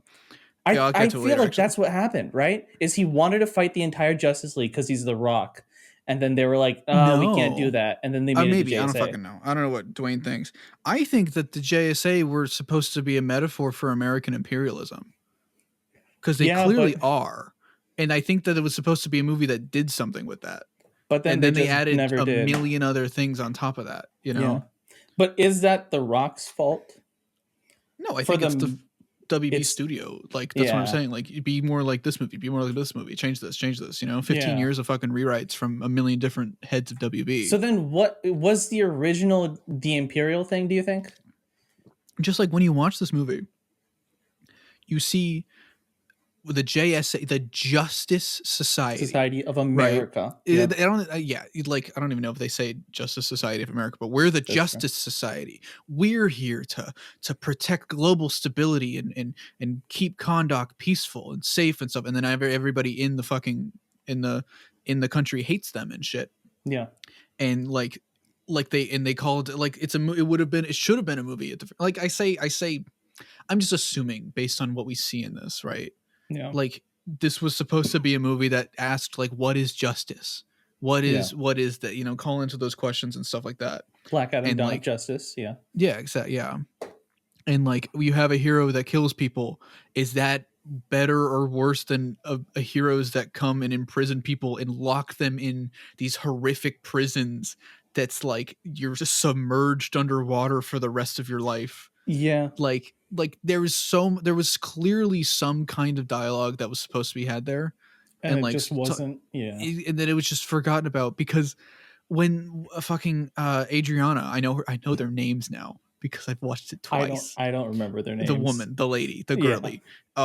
When she's talking to Hawkman and she just lists off, like she basically just spouts that theme out of her mouth, just says that, and then they're like, no, you don't understand. And then she's like, oh my God, you're right, I didn't understand. And then she's on their side now. Yeah. For the whole movie until the end. She's still like, no, you don't understand, and they just go and visit him anyways. And it's like, okay. That feels like a scene that scene was supposed to take place across 3 different scenes. Like at the beginning of the movie, middle of the movie, end of the movie. It feels like the JSA were supposed to be the villain. Like the villain, and not like a Batman v Superman villain until the fucking final crown fight. Shit or whatever. Yeah. Like I don't know. I do want it before we go, because we're at the beginning of this movie.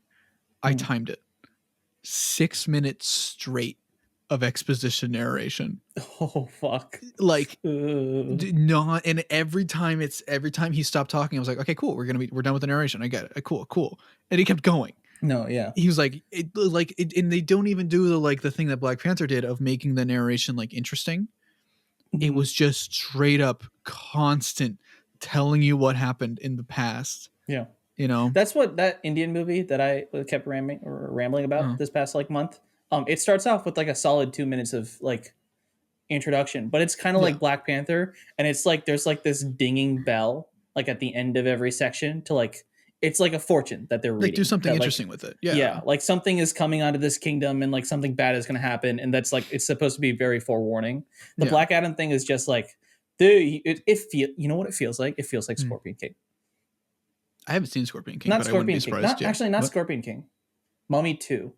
Yeah. With The Rock, where he's like walking around, and it's just like there is narration for that, and that's an older movie, so I think it can get away with it. But it's just like you don't really need to say all of this shit. You can say this through the other characters. Because we see it again, like they say it again. Yeah, the whole thing is like, oh, Black Adam, you're a hero. Remember this? We cut to needle drop. The world is a vampire, and he's still like narrating like the current events. Yeah, and then immediately we see the current events and people talking about it. Yeah, and I'm like, why did you need that? And also, why was he skateboarding so much? That felt like a 2000s thing. That felt like and it was like I guess my favorite line is when he's getting like at the checkout or the fucking checkpoint, and the guy's like, I've told you a million times, if it has wheels, it's a vehicle. What are you gonna do to the skateboard? Fucking like what does he have car insurance on his skateboard? Like what? He's got fucking drugs in his skateboard. What are you trying to like? Where do you hide shit? He hasn't hidden. What are you gonna check? They're in the little bearings of the wheels. Oh yeah, it's you're like right. Little pockets of cocaine. Fuck, he's got a ternium in there. Like it is every single trope. Yeah, all in a movie, and I kind of love that. Yeah, but I think I love it ironically. It's overbearing. That's what it is. It's like you're hit with narration flashback. Yeah, that's trying really hard to Honestly, be 300. When he's like killing the people at the beginning, like that, I think that was the big Terminator comparison because he's just quietly killing everyone. Yeah, cool. That was like, okay, that's cool. And then he wakes up in the kids' room, And then he's like walking through the walls, and I'm like, oh boy, is this the whole fish out of water thing, but like gone way too far? And that's what it is. It's just a fish out of water movie, but like it forgets that it's a fish out of water movie sometimes. And like if it was leaning into that, if it was just fish out of water with kid, it could be fun. Yeah. You know, if it was just Terminator 2, that could be very fun.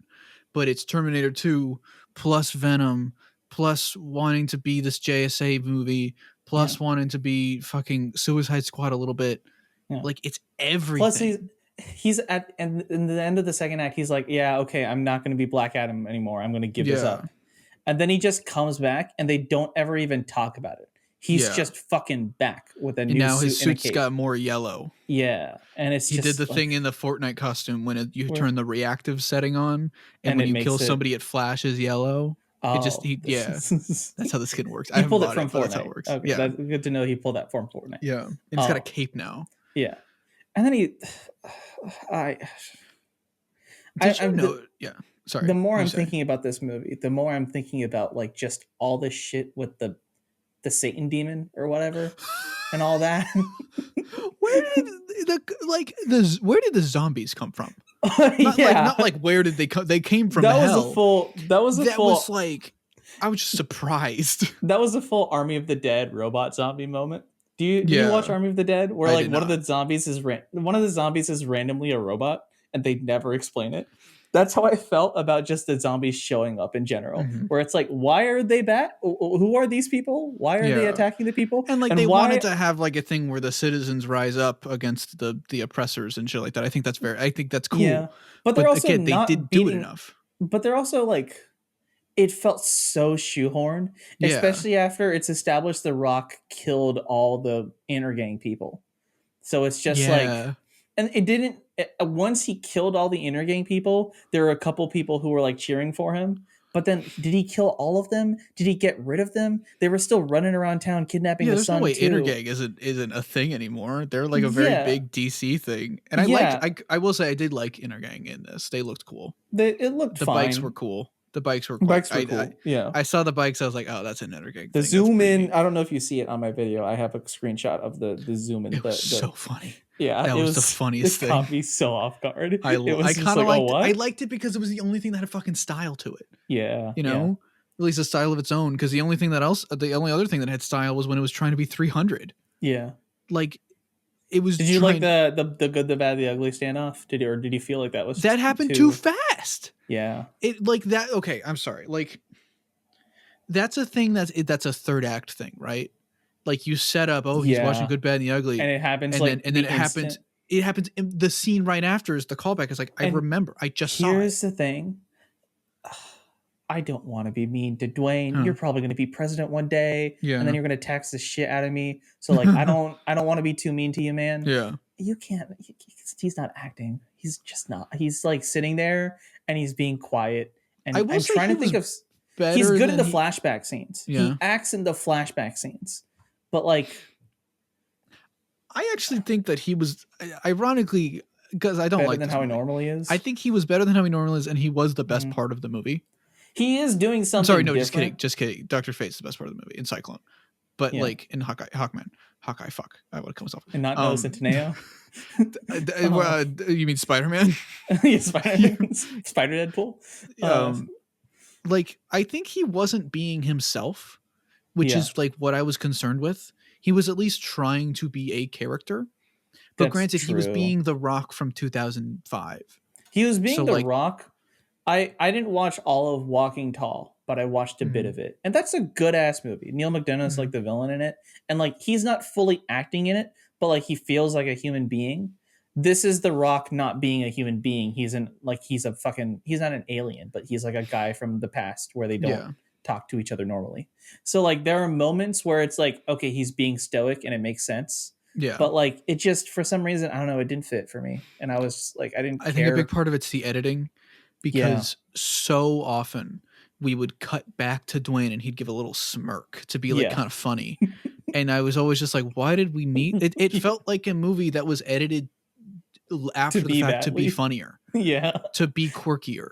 Like there's a scene where like fucking the JSA are quipping together, and then we randomly cut to Cyclone like laughing, and I'm like, why did we like? Granted, I love Cyclone. I think the actor was fantastic, and I think that the character was great.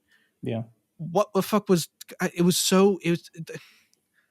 just the editing in the movie in general was like a nightmare. Confusing. For me. Yeah. Very like. I mean, okay, it's like the thing that I was talking about, the spoiler-free section, actually. Yeah. You remember when the kid gets like locked in the bike? Yes. We don't see that. Nobody sees him get locked in the bike. No. And how like, did the bait people and switch know what happened? The bait and switch, that's the so that whole sequence I can't stand.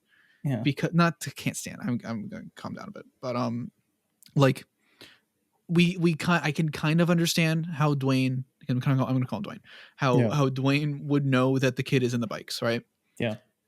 The kid calls the mom to tell him he's in the bikes. Yes. How the fuck does Hawkman know he's in the bikes?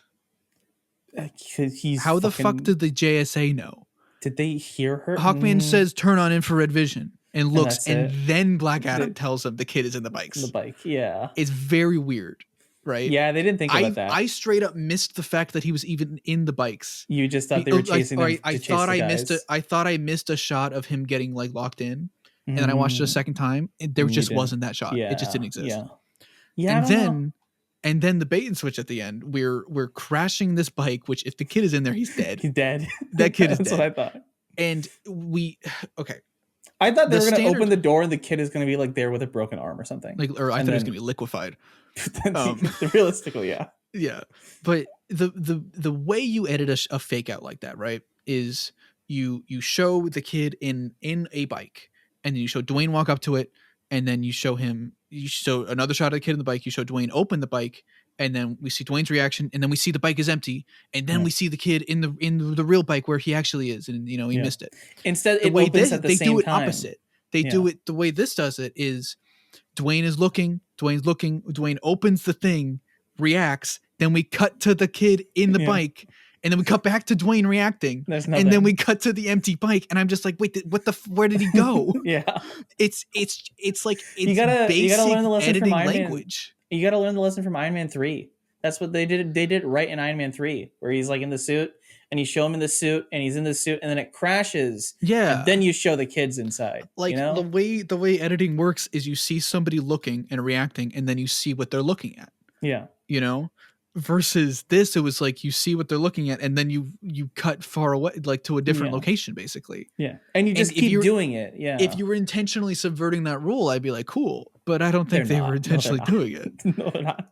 And like that sounds like a nitpick, and it probably is, but it's kind of indicative of like the editing as a whole. Yeah, it's a symptom of how this movie was made, and they are rushing for time. They are rushing to get things condensed. This is a movie with relatively large amount of moving parts that they kind of condense, because he's Black Adam, and then he's going around, and the kid gets kidnapped, and then he goes and finds a kid, and then they save the kid, but then the Crown's with him, and the guy dies, but then he goes back into the chamber, but then so there's a lot of shit that happens. On top of that, you have the twist. The thing that they frame is the big twist, because you hear the Rock's voice at the beginning anyways. It's the Rock, because so for anyone, if you haven't seen the movie, the twist is that, remember in the trailers when Dwayne says, when my son died I became Black Adam? That's, you're not supposed to know that, apparently. Instead they they frame that as a twist, and they overcomplicate this origin to the point of like making it the second act, like, oh, we find out that he's not actually supposed to be worthy. Yeah. And I'm just like, you have so much going on already. You have so much you're trying to do. Why the fuck wouldn't you just make it as simple as opening flashback, you hear the legend of Black Adam, that this kid was the champion. He was chosen by the Shazam wizards and became the champion, and then died. We find out that no, actually the kid was never the champion. Instead, the kid was a martyr, was killed, was executed in a fucked up way, because this is supposed to be a dark, mature movie about an anti-hero. Yeah. And the Shazam wizards saw the father who wanted justice so bad. Yeah. And then they give him the power, and then they regret it because he turns out to be fucking super violent. Yeah. That's what they set up in Shazam. And the other thing all they set up in Shazam was that they made a mistake, they didn't make the mistake in this. And the other thing too is Hawkman kind of reveals it to the lady. Yeah. Which just was really weird to me. Like Waller and Argus knew, they didn't know. I don't think they knew that it wasn't his son, or like it was his father or whatever. But like Hawkman and Amanda Waller are like really vague about like, no, actually he was the bad guy. Well, and that was it. And how do they know that? That was there's two twists to it. Two twists that it tries to do, which is weird. Yeah. The first one is what Hawkman and Waller know from ancient texts that haven't been revealed to the public. Whatever. That's but whatever. Yeah. No, it turns out that Black Adam or Teth Adam, sorry. Teth Adam didn't kill the king to save the people. Instead, he killed the king out of revenge and blew up the whole Colosseum with his rage. Whatever, you know. And then Hawkman is like, who was Kurut is the kid's name. Again, how the fuck do I know these people's names? You watched it twice. I watched it twice. I think even the people I am the expert did not watch on Black this movie Adam twice. I am the expert on Black Adam, everybody. I know every character's names. I know fucking what they were trying to pull from. I know what I have it all in my brain. Yeah. I am the king of Black Adam. You know more about Black Adam than Soups does. I know more about Black Adam than Dwayne does. That's true. That's very, very true. So like I was really trying to follow along with this, especially on the second watch. I was really trying. Yeah. And it's just like they overcomplicate what is effectively a very simple origin. There should be a simple origin story. Yeah. You know, by making it this weird flashback twist on top of the JSA, on top of the crown of Sabak, on top of Sabak, the fucking Satan shows up and releases the demons of hell. On top of Sabak being that random guy who works with Intergang that was friends with the mom. Yeah. But like we didn't get enough time with him. And we Sabak also in that Shazam opening villain? Yes. Yeah. Okay. He's okay. This reminds me, another trope that they do is the evil version of the hero for the first movie.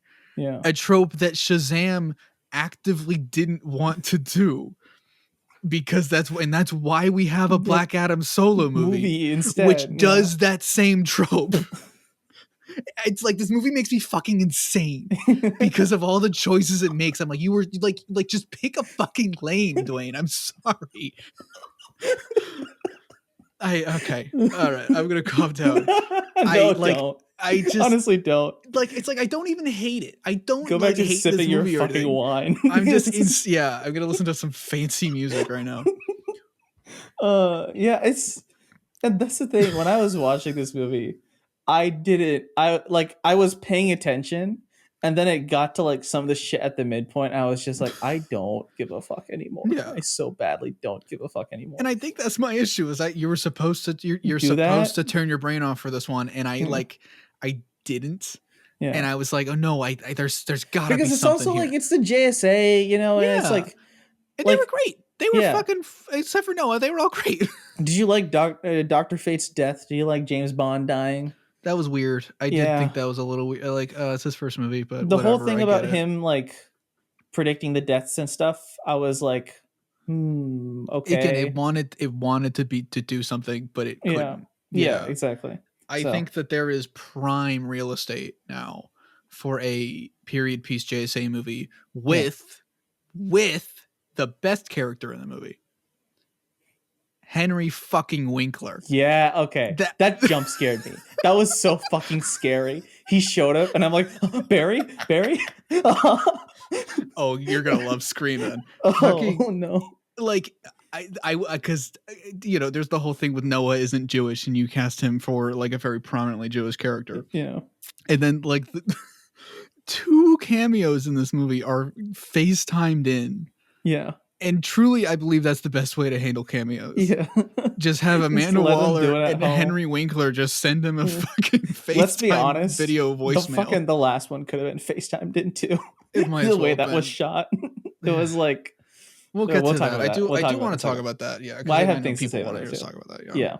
But yeah, another cameo though, fucking Jennifer Holland. I was confused about that. Are they on good terms? I thought they weren't on good terms. I mean, first she still works for her. I forgot whether or not she died or not at the end of the Peacemaker finale. Well, that's more like, on you, I think. That is more on me. Yeah. Because I remember there were so many fake out deaths in that finale. Yeah. That was like they died, but then they didn't die. You think James Gunn would kill his wife? You think he's crazy enough to do it? I don't think so. Yeah. I will say I love her. I think she's great. She's great. I wish James had directed that scene because I could tell she had no idea what she was doing. Yeah. I felt bad for her. I was like, oh girl, oh, you're a good actor. I know you are. Yeah. Oh, yikes. She like some of those lines. She was ready to go to the wedding. She was just like, yeah, I'm doing this and I'm going. Because what is she says like, oh, for she has a like, really weird line. It's like a really awkward line, but I don't remember what she said. Oh fuck! I wish I had like written it down. Like, but then after that, she says Waller sends her regards, and I'm like, okay, and I was like, okay, that's good. Yeah, good job, girl. Get that paycheck. Yeah, like it was she's wearing the weird fucking black trench coat. That like, are you in a Matrix I didn't movie? recognize her at first. I was like, is that her? Oh, that's cool. I guess. Yeah. Brand synergy, but not even really. It's just like. Okay. It is funny how Amanda Waller is like the consistent thing throughout these movies. Yeah. I kind of like that because it's like, imagine if like, I like it because it's like it's like the same thing as Marvel, but it's also like the opposite. It's like every time they film her, Suicide Squad is filmed so differently than The Suicide Squad, which is filmed so differently than Peacemaker, which is filmed so differently than this movie, that she looks like she's playing a different character. Which I kind of like that. It's kind of cool. The MCU doesn't do that because they all look the fucking same. What I like a lot is like, imagine if Nick Fury wasn't. I mean, he is an asshole, but like, imagine if Nick Fury was like a villain.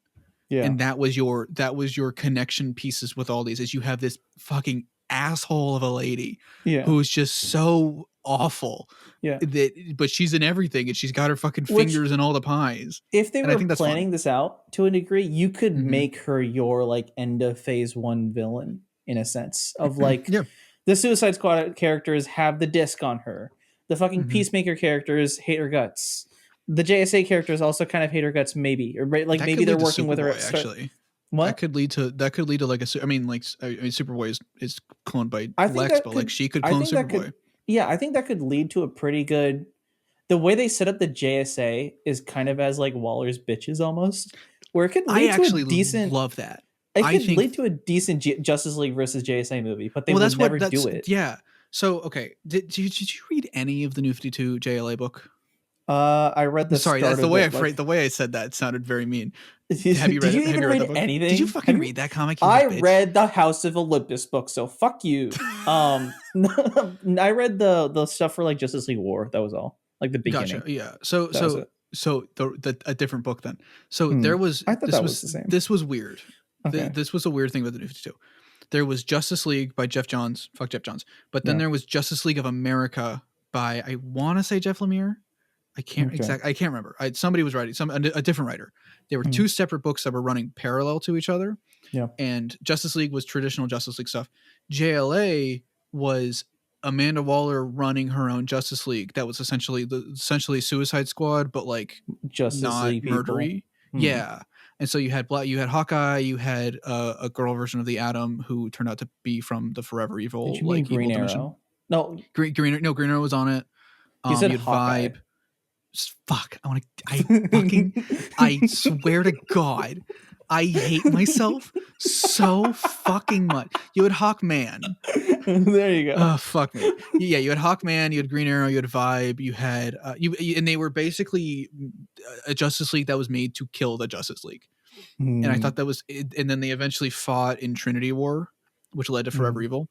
Yeah, I think that's what they were trying to do with the JSA here.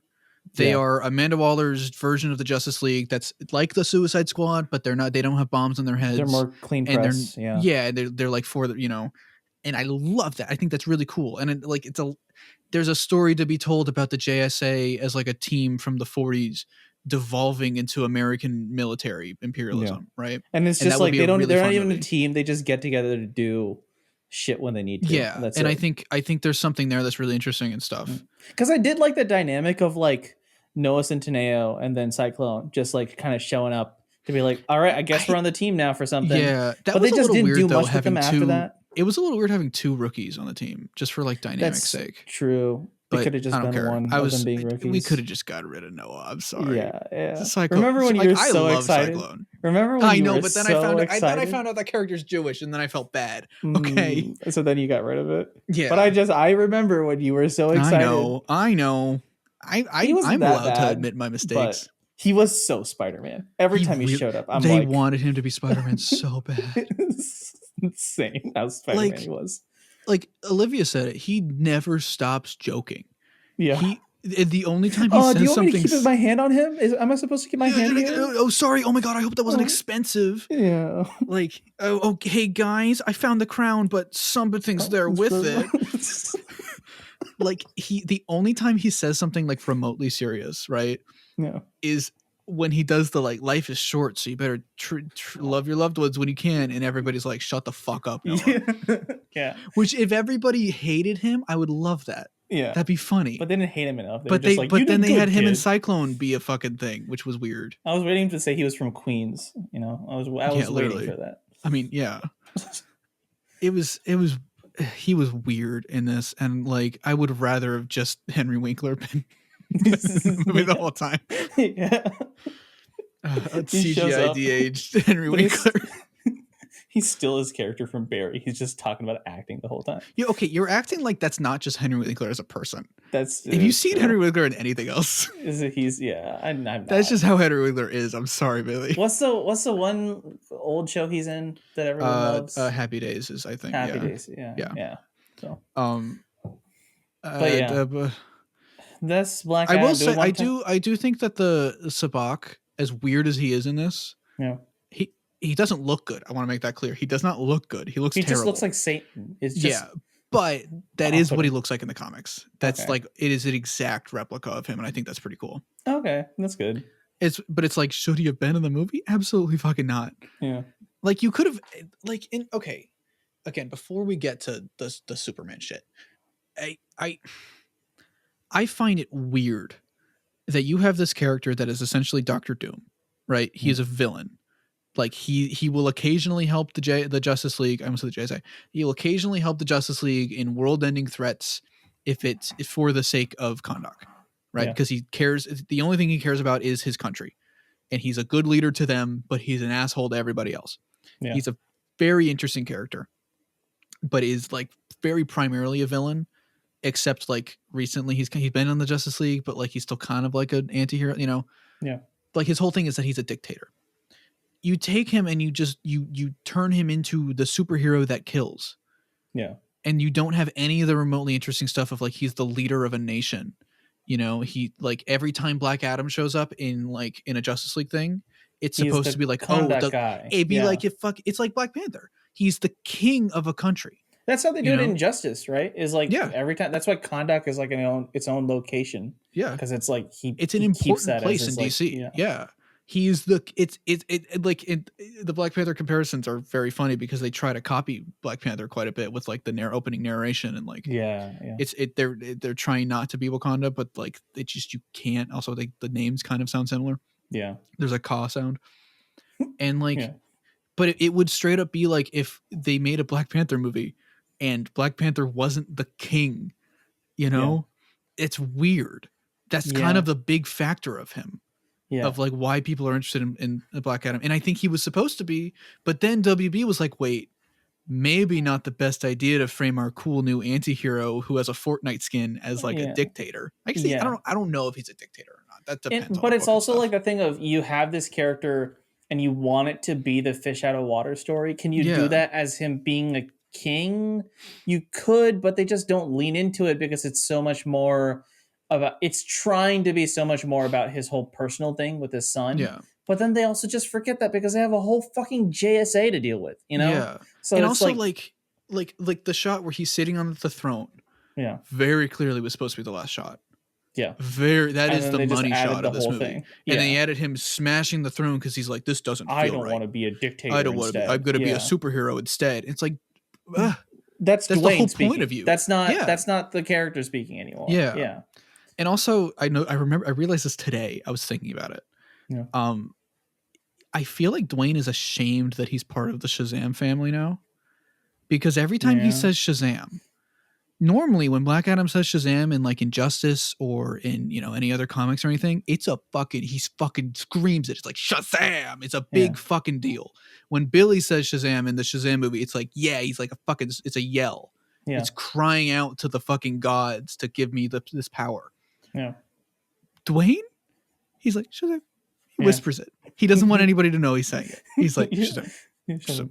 It's even in your big triumphant heroic moment, and I get it, he drowned or whatever, which was weird, but he whispers it. It's under his breath, versus like in Injustice you do his fucking super move and he yells it with a thunderous thing to the gods, you know. And it's just it feels like he doesn't want to be Black Dwayne Adam. Wanted to yell Black Adam. That's what he wanted to. Because he was like, Shazam says his own name. 2 words. Why can't I say Black Adam? 2 words. Black Adam. Like Do you think he will allow himself to be directed by I honestly think that David Saber could take this and make the best movie ever. With Superman and Shazam versus Black Adam. I think that would be the best film of all time if David Saber gets allowed to do that. But I'm worried he won't be, and that the director of this will be the one to do it. Yeah. The director of this, because I avoided just knowing who was the director. He did Jungle Cruise. He did Jungle Cruise. He did Orphan. I didn't watch Orphan. Oh, the first Orphan? Yes. The wait.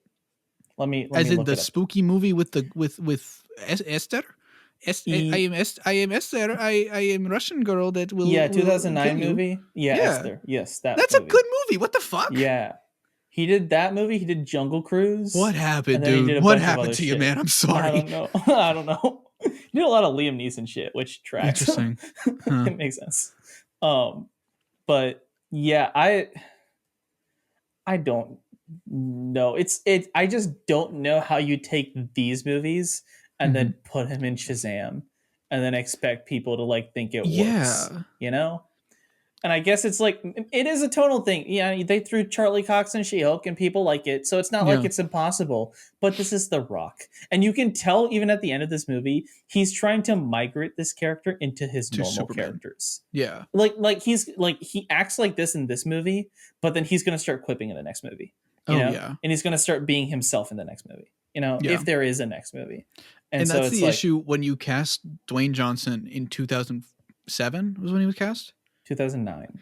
2009. Okay. Yeah. You cast Dwayne Johnson in 2009 during, I don't want to say Scorpion King era, but like when Dwayne Johnson, The Rock was The Rock. When he had hair. He had hair. He was the bad boy of wrestling. He was the angry one. Like, can you smell what The Rock is cooking?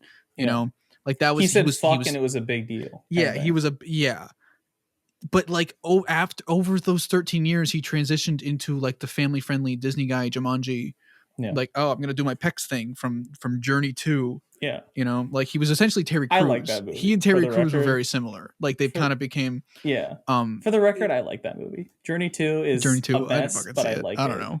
I don't have enough opinion on that. But like you see what I'm saying. Like you cast this guy as this villain, and you cast him in the height of his like angry bad boy era, basically when he's the Scorpion King. He's an angry, cool, masculine guy. Yeah, and you could tell Dwayne was trying to get that back, but it's not past the same. Few years with Face Off. Yeah, you know, like you can tell he's trying to pretend like it's 2007, 2009 again. Yeah, and it's not because we know him as Dwayne. We don't know him as The Rock. We know him as Jumanji Man. We know him as a guy who is the most realistic celebrity candidate to maybe be the president of the United States. He's very family friendly now. Yeah. You can't, he was doing that for so long, and then he kind of gave that up and then did like shit like Face Off. Mm-hmm. But then now he's trying to come back to that too, I think, kind of. And it's like, I don't know. Dwayne The Rock Johnson is the most celebrity, right? And it's the not most risk-averse actor right now. Yeah, and so this movie is naturally gonna just like follow all of that shit because it's a Dwayne The Rock Johnson movie, and that's the other thing. It was the same thing I had with She-Hulk. You can't expect something out of McDonald's. It's gonna be fucking McDonald's. Yeah. The problem with Black Adam is it was like maybe it'd still be like fun McDonald's, And there was a bit of fun McDonald's in it, but not all of it. You know, I got a Happy Toy, but it was the shittiest Happy Toy. So it's like, I don't know. That's how I feel with Black Adam. It's like it got close to being really fun, and it had moments where it was kind of really fun, and then, but like those are so fleeting and far between that it doesn't stick with you at the end of the day. I think the point about it being McDonald's, like that's the realistic thing to say, right? Yeah. But it's like you can feel it. It wasn't McDonald's at first. Yeah. You can feel it was a commentary about U.S. imperialism and in the concept of justice and like all these like bigger concepts that like are really cool. You know, when you have the Justice Society of America coming into a foreign nation for and global stability. Yeah. Like you're supposed, like, clearly you were supposed to say something there and that got forgotten in rewrites and stuff. Yeah. So it's like, have you seen those TikToks where people will like take gourmet food and like take all the pieces out of it and then make like the worst looking thing you've ever seen? I haven't seen that, but I've seen, did you see the Pizzeria? No, that sounds awful. The Pizzeria, I will show you this video after the podcast because it's horrible. It's like imagine it's just the most deep fried, like you take normal shit and then you make like a barbecue chicken tortilla and then you deep fry it and then you put cheese on top of it. And then you're talking about this like 10 years of development. That's what's happened to this movie. Yeah. It started like as you something. You go to a 5-star Michelin restaurant, not even 5, but you know, you go to a good restaurant, buy a steak, you know, that's very masculine and there's like at least something fancy there. You know, there's something to it. Yeah. And you go home, you cut it up, you dice it up really fine, you mush it into a hamburger, and then you flip it on the grill, and then you deep fry it. Yeah. And then it's like, okay, well, this might as well just be McDonald's. But why would you do that? You had something, you know? Yep. Anyway, Superman's in this movie. Okay. All right. And granted, that's the only reason I went to go see it. And I think that's the only reason a lot of people saw this movie. This is going to be me sounding like the edgy bad boy who doesn't care. I am the edgy bad boy who doesn't care. I didn't give a single fuck. See, that's funny because I actually did. I got it. It made me happy. I saw him show up and I was like, oh, cool. Yeah. And it's like, I know it's Henry Cavill. Mission Impossible Fallout is my favorite fucking movie. I love his performance in that. I love his performance in Man from U.N.C.L.E. I love Henry Cavill. I'm really glad to see he's there. I'm very skeptical if this is going to lead anywhere. Yeah. Right? This won't lead anywhere. You initially like you told me about I didn't see the full leak. I didn't know like what the scenario with the scene was or anything. I just heard that he was in the movie. Yeah. You told me that you weren't a fan of the circumstances that he was in the movie, like based on the leak and stuff. Yeah. And so throughout the whole movie, I was like, oh no, is Superman gonna show up here in the middle of the movie? Like I thought I swear to God, when Hawkman, I said it right this time. When he stabs fucking Sabak through the chest with the pipe. Yeah. And Dwayne's like, I'm not a hero, but he is. And then I was so goddamn scared that they had Superman stab a guy. Because like you set me up for disappointment. And so like I was like, okay, Superman working for the government, not a huge fan. She said she called in a favor. Yeah. So like you could argue that he, you know, also they don't know each other, right? It doesn't matter. No, I guess it doesn't matter. But it's also just like, it's just the Morbius scene. It's just oh, this character showed up and now they're talking, and the only reason you went to go see the movie is because you had the credit scene spoiled for you. But I refuse to believe it's going to go anywhere. If it took them 5 years, according to The Rock, to just do this one fucking scene. Yeah. How long is it going to take them to do another? Like they said, they're doing another Man of Steel movie. Is it going to have Black Adam in it? Are they really going to? What if the Man of Steel sequel is versus Black Adam? Yeah, no, that's what I'm expecting. That's 100% what I'm expecting them to do. Really? Yeah. I don't want it, but I think that's impossible. I don't think that's going to ever happen. I feel like that'd be so dumb. Right? Yeah, it would be. No, it would be. Yeah, this is WB we're talking about. I forgot that this was WB we were talking about. What do you expect? Yeah, you expect. I was expecting them for a second to make a competent decision and be like, yeah, no, this isn't going anywhere. This is just for the fun. Only times they're able to make competent decisions are when they stop making the decisions and let people make the Batman and the Suicide Squad and Birds of Prey. Yeah. You know? Fuck, is this actually going to be like the future? Yes, it's like that's... I'm gonna do a Man of Steel 2 pitch next month and stuff, and I have a way to do this that in a way that's not horrendous. Okay, but they're gonna make it horrendous. Yeah. At the very or Shazam 3 will be Shazam and Superman vs. Black Adam, you know. Which I'm okay with that. I don't love that either, but I do like it a lot more than a lot of other things. Have you seen that animated movie? I have watched the animated movie. The animated movie is good. It'd be weird for them to do that with like the Shazam super family and like everything. I feel like that would be. I just hope it's not like too many cooks in the kitchen kind of thing, where it's like they're doing too much stuff at once. You mean like how Black Adam was? Yeah. But it's just when he shows up and I'm like, okay, cool. I still do you really think they're gonna make Black Adam the Superman 2, like the Man of Steel 2 villain? No, I think they'll. Oh no, I'm saying they'll make Superman the Black Adam 2, but or they'll do Superman versus Black Adam, and that's the name of the movie or something. Yeah. Wait, Mithi, have you been paying attention? No, I have, but it's just that's so stupid. Yeah, I agree. I don't disagree with you. I think that's why I'm not excited about this post-credit scene, because it's just so dumb. It's the only reason it exists is because it's The Rock, and like that's just so. I don't know. It's fine. For me, it's like the bar is so fucking low at this point. That it's fine. Yeah. That I'm like, okay, we got Henry back. Granted, we got Henry back during an era where WB is run by a fucking straight up Trump supporter. Yeah. So I'm a little scared still, and we had him be working with Amanda Waller. Yep. And also, this is a weird thing. Okay. Two weird things. The music, I wish they did the Man of Steel theme. I think we got to stop walking backwards and using. People were saying there was the Hans Zimmer score in the credits. Was there? I didn't stay for the credits. Okay, I don't know. Yeah, they were like it plays direct. Some person was like it plays directly after the scene is like it's the Hans Zimmer flight theme, and I'm like I didn't hear that. No. So but this is another nitpick. But like if you're gonna make a big deal of Superman, why the fuck do you set the scene at night? Yeah. Why do you have him show up smashing a drone? No, I guess he didn't smash the drone. Black Adam blew up the drone.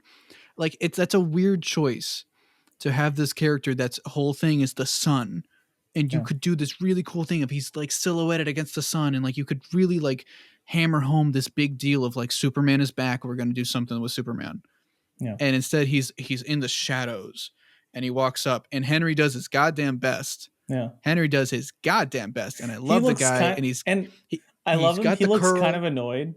Is it just me? Maybe it's just because he's supposed to be annoyed because he's talking to Black Adam. But there's a little bit where he's like, and I'm like, good for you, Henry. You got a paycheck. I think that the line it is the Morbius scene. It 100% is of like, oh, character showed up and now we're gonna talk. But I think Superman saying like, hey, it's been a while since anybody's fucked up the world this much. So let's talk about some shit. Yeah. That's cool. He wasn't like Black Adam, I'm going to fight you. It was at the very least like, hey, we're going to have that's Superman. It feels like a Superman dialogue. He's got the curl.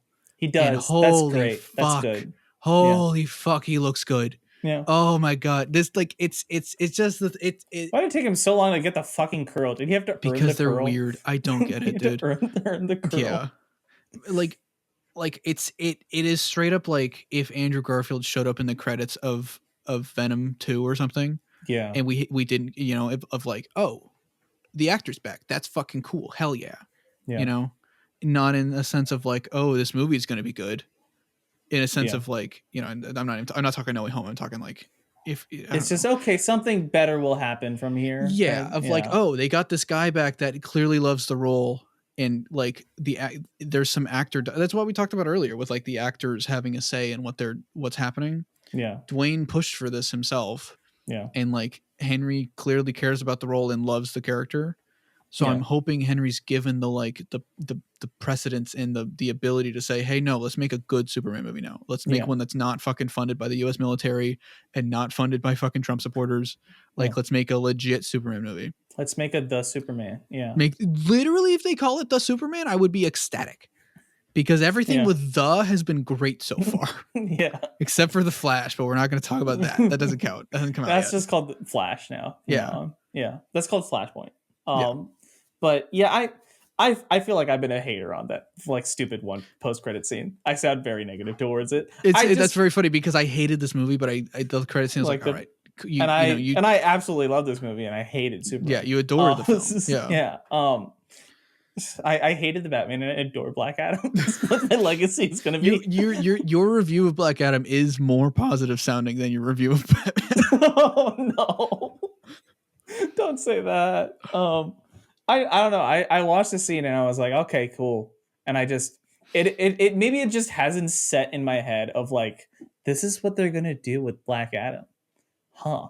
And once that sets in, I'll be like, oh, okay, all right. It is very much the like, oh, character, oh, Glupshido, but the Glupshido's Superman, and I'm so like, fuck, whatever. Yeah. I don't fucking care if it's Glupshido because it's so super. Long. It'd be like if the Glupshido was fucking Ahsoka. You know, I'm like, okay, cool, that's Ahsoka. I fucking love that character. And it would, you know, Ahsoka was the Glupshido, and I loved that episode. Yeah. You know, and so I do hope they do something good with Superman. I don't know if they will, but I really hope they do. I hope that the Superman Black Adam thing is a separate thing than Man of Steel 2. I agree with you there. I don't want or if you're gonna do Black Adam in Man of Steel, don't make him the villain. Make him a scene in it. Make him. I don't know. Never mind. I'm gonna make a video on this. So never mind. That's the whole video. Yeah. Making the consultant or some shit, or I don't know what that looks like, but making the villain of honestly, I don't hate the like. Just don't even do a Black Adam sequel. Just do a Superman versus Black Adam movie and call it good.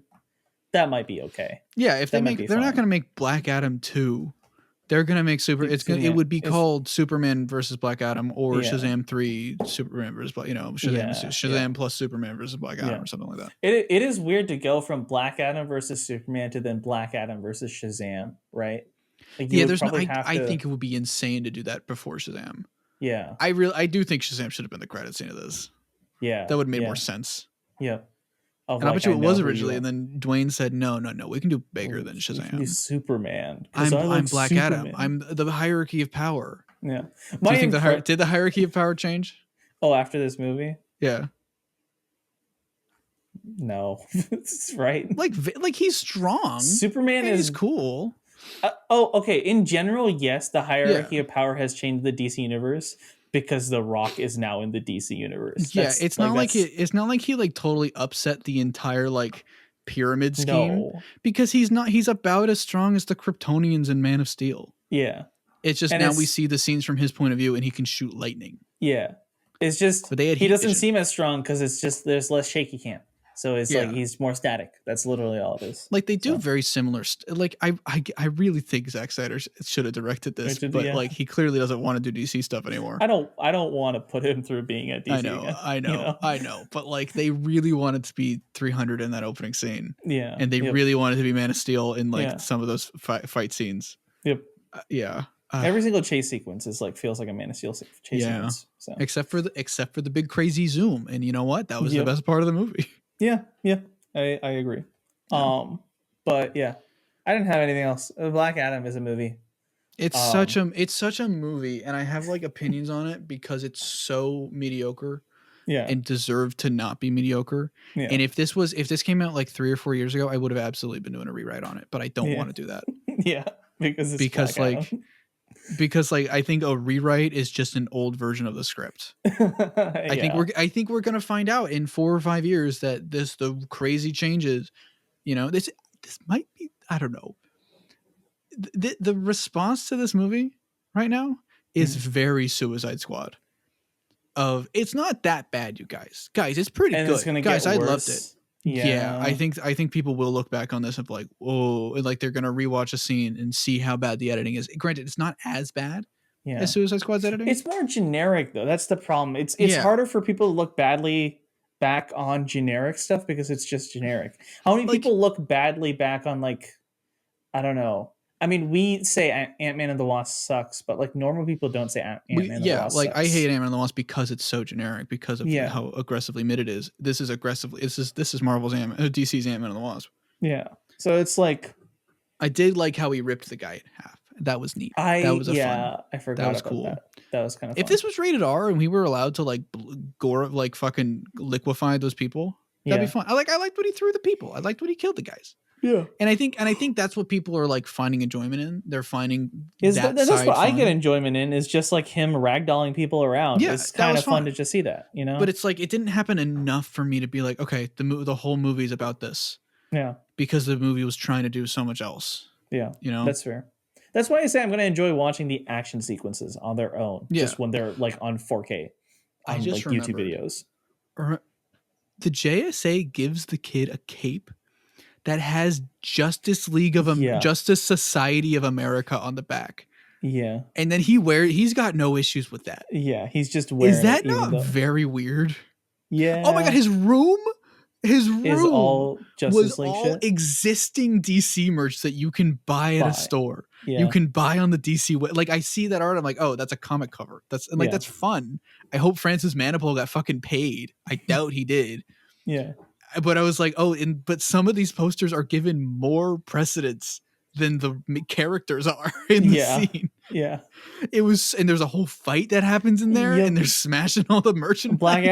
Black Adam learns the most about what superheroes are from that room and just looking around. There's an Injustice 2 version of Batman statue in there. Yeah, that's right. I was wondering what version shot on it. Yeah, because it's weird. I was wondering which version of Batman that was, but yeah, he has like the chin thing. It was the stupid looking suit. So it's so like like everybody was freaking out when Shazam came out. They were like, what the fuck? It doesn't make sense for Batman to have merchandise. No one cares and anymore. For Kevin Conroy to do the voice. That's very clearly like merchandise-ified Batman. Yeah. Granted, it doesn't make sense. It's weird because he kills people. Injustice This is even weirder because it's existing merchandise that we know. Yeah. Does the Injustice game exist? It exists in Superman and Lois, right? It does, and it's so funny. Yeah. But it's like played for laughs there, I guess, you know? Yeah. They should be allowed to do that here too. It doesn't matter. I guess it's not really played. I guess it's kind of played. I don't know. The only thing that's played for laughs is that he zapped the Superman face. Yeah. How does he fucking know who Superman is, just in general? He doesn't. That's the whole. I mean, it was an accident, I guess. That's fair. He's just the biggest Superman stan. He just wants. I will defend this movie from unfair criticisms, but there aren't that many unfair criticisms. Yeah. It's just a mid movie. It's a very mid movie. It's just a fine, forgettable movie. Of all the movies that came out this year, it's like.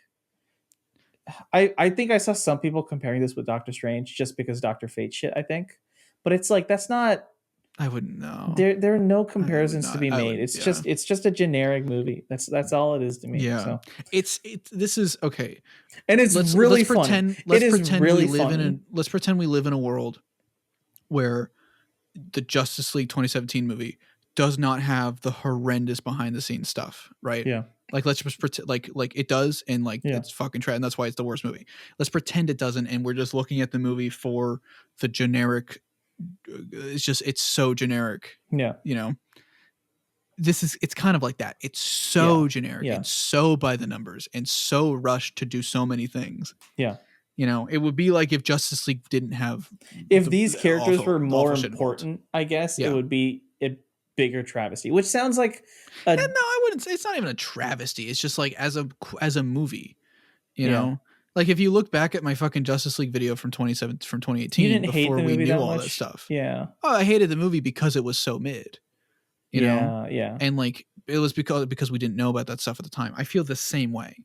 Of like it's the same issues of just all these check boxes trying to be like a Marvel movie, trying to be funny, needle drops for no reason. Like the Kanye needle drop was weird. I don't even remember what that was. The only needle drop we needed for this movie was Face Off. Yeah. If they had put that song in there, I would have lost my fucking mind. I would be the biggest defender of this movie. The Rock wasn't able to shoehorn that in because he basically made this movie. You can shove it in there for the fun of it, but anyway, it's getting kind of late. We took a while with Olivia. Yeah, it is like 2 a.m. Turns out I had a lot to say about Black Adam. Everybody, 2 words. Black Adam. I told you about that. The India Pakistan thing is so funny. It's so weird. I really hope The Rock just keeps promoting this movie, even though it's already out. He just keeps going like everywhere. Well, now he's going to be promoting Black Adam versus Superman, which granted he was promoting during this movie, during the press for this one. He spoiled it for fucking everyone. Yeah, and it's like, come on, man. Granted, that is the only reason a lot of people want to see it, so it makes sense. I'm interested to see how it will do. There's some other movie that came out this weekend. I forgot what it was. That he like showed up to like some of the showings for it and was like, "You guys should be watching Black Adam," and like left. It's like, okay, fuck, wow, all right. Okay, fuck, that's shitty. All right, man. All right. Is The Rock? He's about drive. He's about power. He stays hungry. He devours. It would be. I don't know. It's just it's so generic, and this movie had potential to be interesting because I like the comic character, and because there's room to be, and I think that's why I get so flustered about it. Yeah, and why I don't like why I will actively say it's not good, but like fucking people enjoy it, whatever. That's cool. I just don't. I don't see that. I don't. Yeah. I can't comprehend. I want to like it, but I don't see anything to like in it. Yeah. As of my 2 viewings of it. Yeah. Hey, and being the biggest expert on Black Adam. Listen, guess what's next? The Flash. So. No, right? Shazam too. No, Shazam. Oh, I thought the Flash. Shazam is March, I think, and then Flash is June. Oh, okay. Then I guess you get Shazam before. You get a Black Adam movie and then a Shazam movie next to it, and both have nothing to do with each other. That's so strange. It's fun. And Shazam looks. We got the trailer for Shazam while I was in the theater, and I saw it at a fucking IMAX, and I was like, "Oh yeah, this is." Okay. I'm so excited for that fucking thing. Yeah. Maybe I shouldn't say that out loud because I also said I was excited for Black Adam, and then this happened. Yeah. Isn't Aquaman 2 still happening? Is it? Yeah, no, it just got delayed pretty big. It got delayed to the end of next year. Oh, okay. So we'll get information later. Yeah. But yeah. It's still so funny. WB could release 2 movies. They released Black Adam. And they picked this one. Yeah.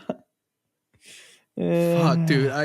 That's the other thing. Is WB gonna survive? Who knows? That's another episode, I think. Yeah. I feel bad for anyone working there who isn't getting paid to shit. Me too. Yeah. But anyways, thanks everybody. Welcome to Fanboy Talk. I'm Troyboy17. That's my host, the co-host Mithi. Black Adam. 2 words. Black Adam. Black Adam. That's it. All right. See you guys around. Fuck you. It's late. I'm tired. Yeah. The Rock. Dwayne. Something. I don't. Fucking funny bits. Dwayne, if you're watching this, I'm sorry. That's it. All right. See you, everybody. Bye-bye.